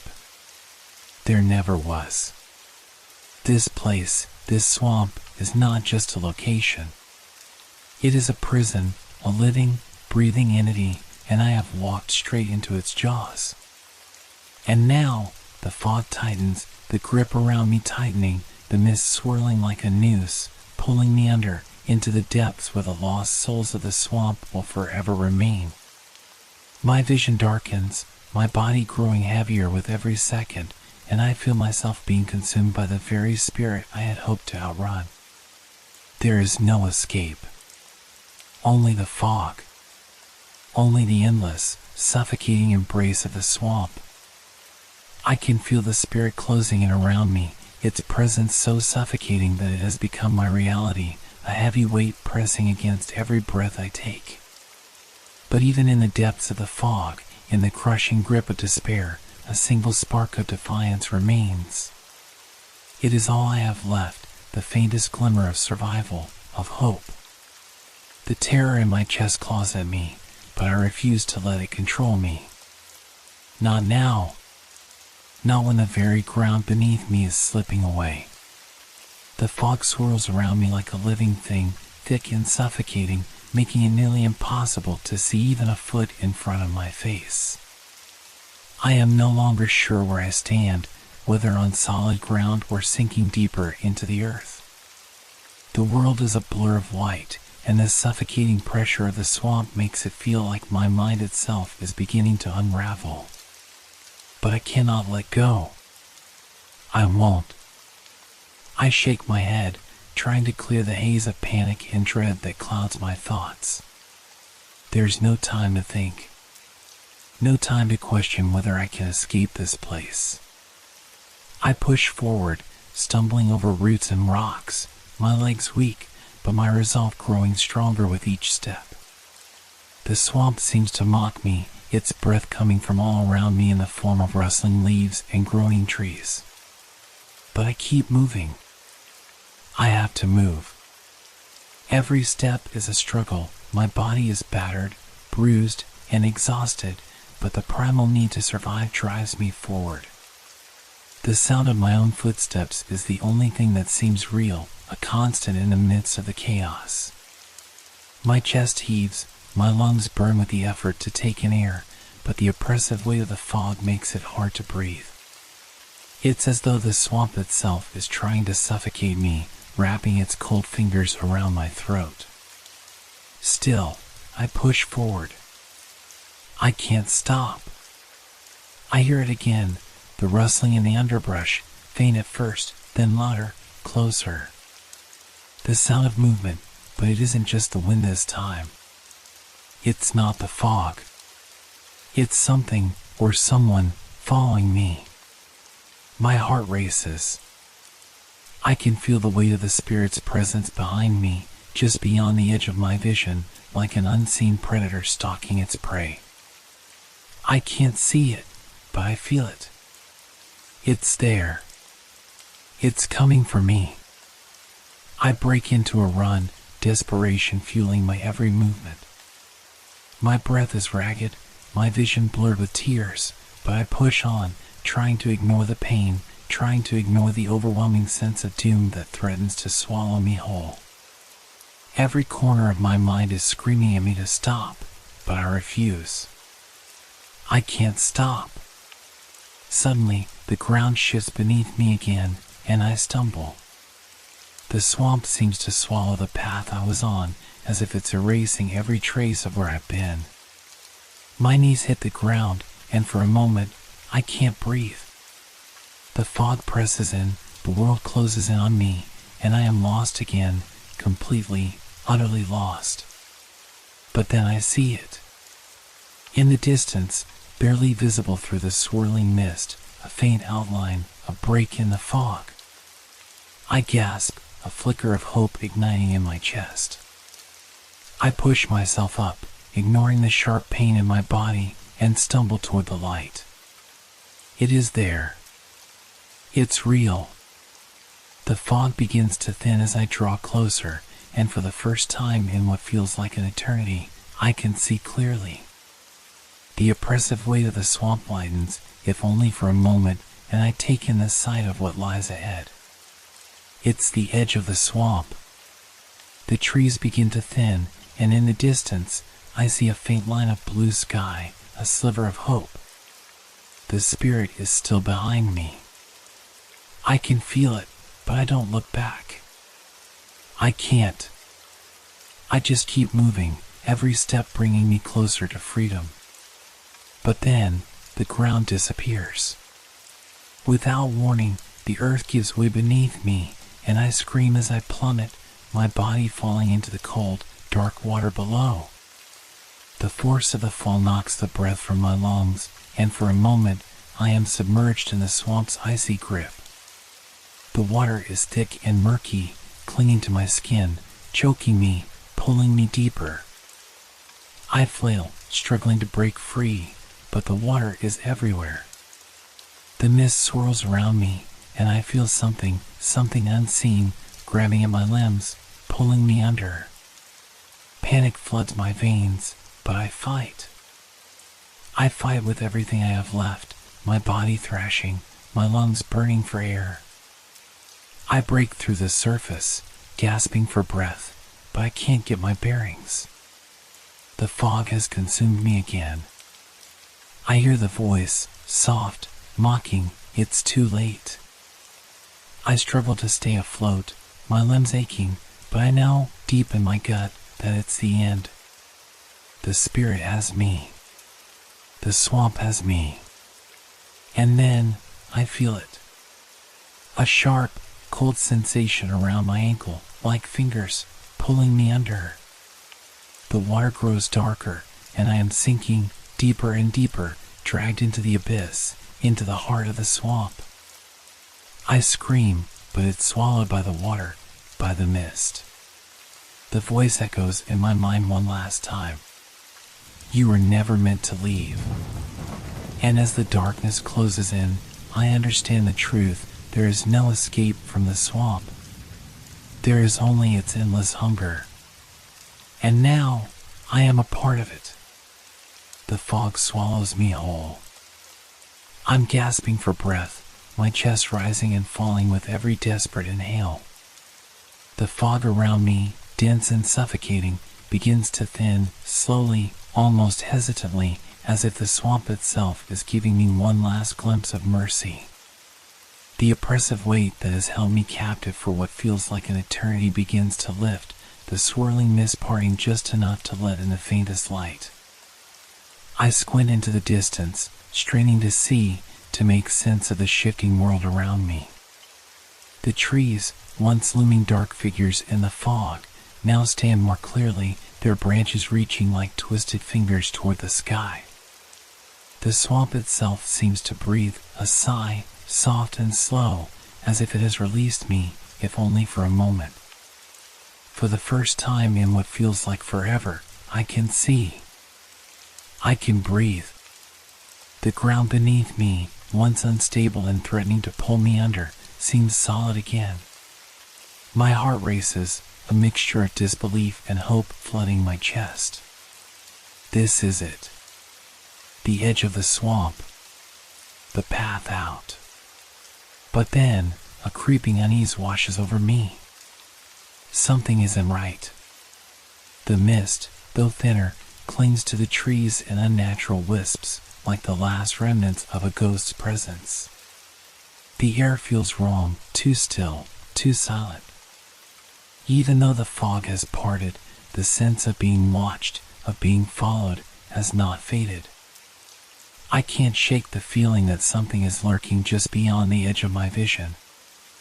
I force my legs to move, but each step feels heavier now, as though the swamp is trying to pull me back, to keep me from leaving. The faintest whisper stirs the air, carried by the wind. It's soft, just a breath, but it's there. My name. Is it real? My pulse spikes at the sound, and I freeze, turning slowly, my eyes scanning the now clearing space. But there's nothing but trees, wet earth, and the hollow silence of the swamp. Still, I can feel it. A presence, like a shadow moving at the edge of my mind, something watching me, something waiting. My body tenses, but I force myself to breathe slowly, trying to steady the rapid beat of my heart. I've been in the swamp too long. My mind is playing tricks. The spirit is not real. It can't be. I turn back toward the clearing in the distance, the faint hope of freedom drawing me forward. My feet move almost of their own accord, carrying me toward the edge. But then, the ground shifts. It's subtle at first, just a slight tremor, but it grows. The earth beneath me seems to ripple, the wet, muddy surface undulating like water disturbed by an unseen force. Panic flares in my chest, but I force myself to look away from the strange movement, to focus on the clearing ahead. I must get out. But the mist begins to return, slowly, like a thickening veil, swirling and creeping back over the ground, creeping up the trees, wrapping everything in its cold, damp embrace. It doesn't make sense. The fog had cleared. Why is it coming back? The world around me warps again, shifting and blurring. The trees, are they moving? The branches seem to sway toward me, closer now, as though they're leaning in, watching me, waiting for something. My breath catches in my throat, and for the first time since entering the swamp, I feel the overwhelming urge to run. Something is wrong. I don't know how I know it, but I feel it in my bones. The swamp is not finished with me yet. It has released its grip only to tighten it again, just enough to make me think I'm free, just enough to lure me back into its hold. I force myself to take another step. The clearing is so close now. But as I move forward, the fog rises once more, and the air grows heavier, more suffocating. A low, unnatural hum fills the space around me, growing louder with every passing second, until it feels like the entire swamp is alive, buzzing, breathing, watching. I turn, my eyes scanning the trees, my heart pounding in my chest. I try to move faster, but my legs are heavy, as though they are sinking into the ground. The more I move, the more the world around me closes in. The fog clings to me, wrapping itself around my arms, my legs, my chest, until it's hard to breathe. And then, I see it. A shadow, flickering at the edge of my vision. A figure. It stands just beyond the mist, watching me. It's not a trick of the light. I can feel it, a presence, a form just waiting to reveal itself. No, I think, my mind screaming at me. I'm not going back. I won't. I can't. But my body betrays me. I freeze, my legs rooted to the ground. The shadow moves, slowly, purposefully, stepping closer through the fog. It's not the fog that's clearing. It's the swamp itself that's shifting, reforming around me, pulling me back into its depths. And I realize, too late, that the fog is not offering me freedom. It's drawing me in, trapping me again. There is no escape. I can feel it now, the spirit's power, thrumming through the very air, through the ground beneath my feet, wrapping around me like invisible chains. The cold fingers of the swamp close in tighter, dragging me toward the figure in the fog. The mist wraps around me like a shroud, and the world narrows until there's only the shadow, standing just beyond my reach. And then I hear it, the voice again, soft and chilling, whispering in my ear like a lover's sigh. You thought you could leave. But I know now. I was never meant to leave. The fog closes in, and I am lost once more. I don't remember when the fog thickened again, but by the time I recognize it, I'm already suffocating beneath its weight. It wraps around me like a tightening noose, pressing in from all sides. My breath comes in shallow gasps, the air thick and damp with the stench of decay, of something ancient and heavy. I try to move, but my legs feel like they've been set in concrete. The ground beneath me shifts again, groaning like an old, dying thing, and I realize too late, I'm not standing anymore. I'm sinking.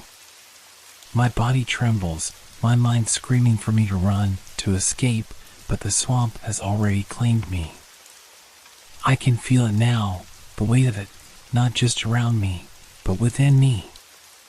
The air tastes different, thicker somehow, as though I've breathed in the very essence of the swamp. It's inside me, clinging to my skin, my lungs, and I can't shake it. It feels as though the swamp is pulling me down, its tendrils wrapping around my insides, drawing me deeper. The figure in the fog is no longer just a shadow. It's closer now, more defined, but still wrong. It's not human. Not entirely. Its form shimmers and shifts, like something that isn't quite solid, like a reflection in murky water, ungraspable, fading in and out of reality. It moves closer with a slow, deliberate pace, and though I want to run, I can't. I can't tear my eyes away. The whispers grow louder, clearer, and now they're not just words, they're thoughts, creeping into my mind, wrapping around my every sense. You were always meant to be here. You belong to the swamp now. I can feel my heart pounding in my chest, but it's not just fear that fills me now. It's something else, an eerie sense of acceptance, as though the swamp is familiar, a place I've always known, a place I've always been drawn to. It's suffocating, but it's also comforting, and that thought terrifies me more than anything else. I blink rapidly, trying to clear my mind, but the fog presses in, thickening around me. I can barely see anything beyond the shifting shadows of the trees, the indistinct figures that flicker in the mist like ghosts. But something is different now. The trees, are they moving? The ground beneath my feet feels alive. It pulses, breathes, as if the swamp itself is a living creature, and I am now a part of it. I reach down to touch the earth, desperate to ground myself, to make sense of this new reality. But as soon as my fingers brush the soil, it crumbles beneath me like dry leaves, slipping away into the darkness. I jerk my hand back, but the sensation lingers, an echo of something cold and damp, a pulse of life that's not my own. No. I try to scream, but no sound comes. My mouth is dry, my throat tight, and the air is thick with the scent of rotting vegetation. I claw at my chest, my skin, but it's as if the swamp is taking root inside me, sinking deep into my flesh. It's too late. The swamp has already claimed me. I feel the weight of its presence now, the oppressive force of it, a suffocating, crushing presence that isn't just around me but is within me. The swamp, the spirit, it's all one, and I am no longer just an observer. I am part of it. I am a part of this living, breathing nightmare. My heart slows, and for a moment, I feel a strange calm, like a final acceptance of the inevitable. This is where I belong. The whisper echoes in my mind again, now louder, more certain. It's the spirit, its voice filling my head, weaving through my thoughts. You were always part of the swamp. You never left. And now, you will never leave. I try to fight it, try to scream, but my voice is swallowed by the fog. The shadow draws closer, its form now unmistakable, towering over me, its presence radiating like a dark sun. It's not human. It's not even alive, not in the way I understand. It is the swamp, and I am now its offering, its latest addition, a part of the endless cycle of the fog, the whispers, the spirits that haunt this place. I try to take one last step, to break free, but my feet are stuck. The earth beneath me has become thick, sticky, like the swamp itself is pulling me under, and I feel it now, the final pull, the final grip of the swamp tightening around me. It's not just the ground that's holding me now, it's the spirit itself, weaving its cold fingers into my flesh, twisting and pulling, drawing me into the mist. I take one final breath, the air thick with the scent of the swamp, the earth, and the decaying leaves. And then, I feel it, the final shift. The fog envelopes me entirely, swallowing me whole, and I realize, in that last, fleeting moment, that I am no longer a visitor in this place. I am part of it now. I am the swamp. And as the fog settles back into its still, suffocating embrace, I know there will be no more screams, no more escape. The swamp will wait. And one day, someone else will wander into its depths, searching for an answer. And they will find me waiting. The fog has thickened to a point where I can no longer see my own hand in front of my face. The world has become a formless blur, a thick soup of mist and shadows. My thoughts are scattered, drifting like the remnants of something lost. The oppressive weight of the swamp presses down on me, and for the first time, I feel utterly alone, not just physically, but in the deepest, most primal sense. I am no longer a part of the world I once knew. This place, this swamp, has claimed me. And I can feel it now, the quiet whispers in my mind, telling me that there's no escaping this. I try to move, but my legs feel like they're sinking into the ground. The air is heavy, thick with moisture, and I struggle to catch my breath. Panic begins to rise in my chest, but it's as if something is holding me back. No, don't fight it, a voice inside my head whispers, soft, insistent. You belong here now. And then, it happens. The ground beneath me seems to tremble, and my feet slip as though the earth itself is giving way. My body lurches forward, and in a desperate attempt to stabilize myself, I reach out. My hand meets something, cold, slick, and wrong. I feel it then, the presence. A vast, ancient force, suffocating in its reach. It's all around me now, and I know, with a bone-deep certainty, that there's no way out. I look around, frantic, searching for something familiar, but all I see is the thick fog, swirling endlessly. The shadows of the trees are twisted and strange, their forms warping as if they're not quite real. The sound of my breath is the only thing I can hear, labored, shallow, until even that becomes muffled, as though the swamp is swallowing the very air. And then, as if the fog has reached into me, there is a sudden snap of silence. An unnatural, unbearable quiet. I stand there, frozen, feeling the weight of the swamp settle over me like a shroud. I hear it again, the voice. It's not coming from outside. It's coming from within, from somewhere deep inside my mind. You're almost home, it whispers. I look down at myself, my hands trembling as I try to move. But I'm not moving. I'm standing still, rooted to the earth, and I realize with a shock that I can't feel my legs anymore. They're numb, like they don't belong to me.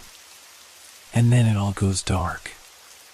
When the fog clears, just for a moment, the swamp is eerily still.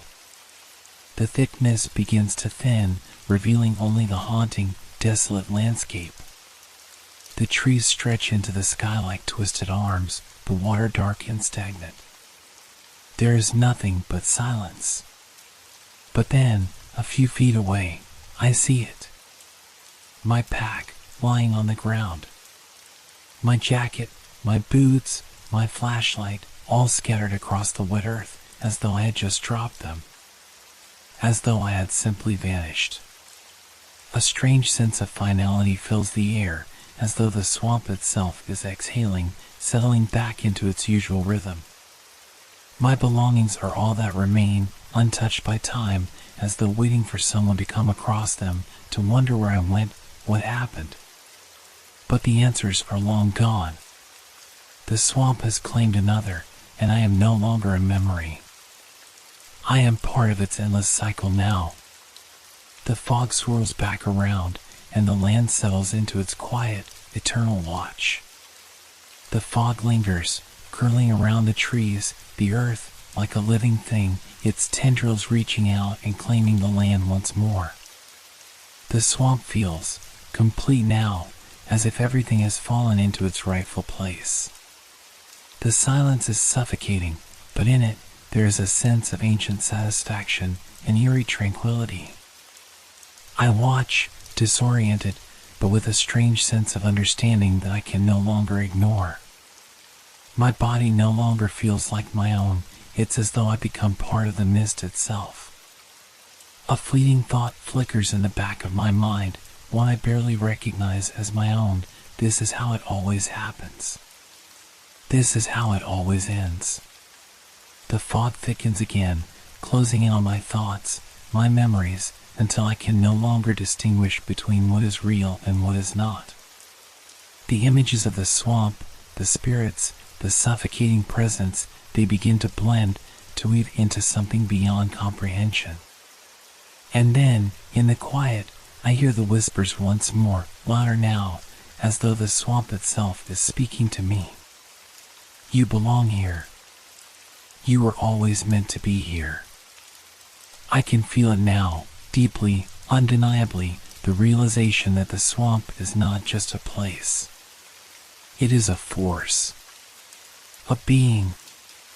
A hunger that calls to those who venture too close, that waits patiently for the right moment to claim them. And once it has, the cycle begins anew. The soul is never truly lost. It is simply absorbed, woven into the very fabric of the swamp, where it waits, hidden in the mist, for the next wanderer to find it. I turn, as if drawn by an invisible hand, and I see it then, the next figure, just on the edge of the fog. A lone traveler, a silhouette against the swirling mist. They stand at the edge, hesitant, uncertain. They don't yet know what lies ahead, but I do. I know exactly what awaits them. I try to move, to call out, to warn them, but the words die in my throat. I cannot speak. I cannot even move. I am bound to this place, as it has bound every soul before me. The cycle is endless.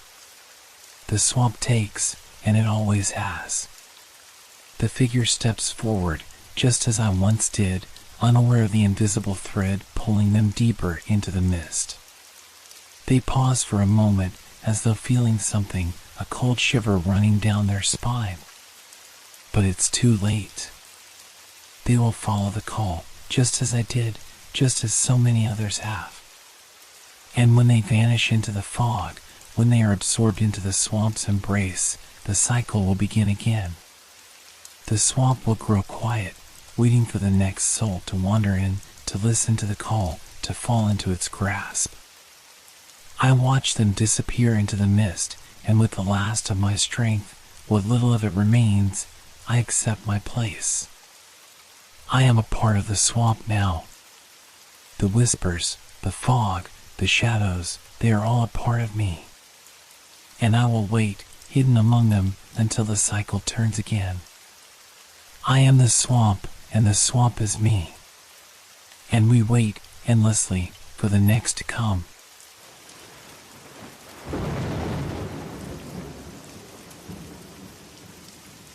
Thank you for making our stories part of your relaxation time.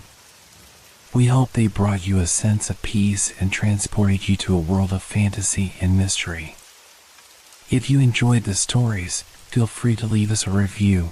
Your feedback inspires us and helps us make the content even better. Now, unwind to the calming sounds of rain and thunderstorms, which will continue to set a tranquil mood. Let these sounds carry you gently into the realm of dreams. Don't forget to like our page if you haven't yet. Wishing you a restful night's sleep. Relax, rest well, and good night.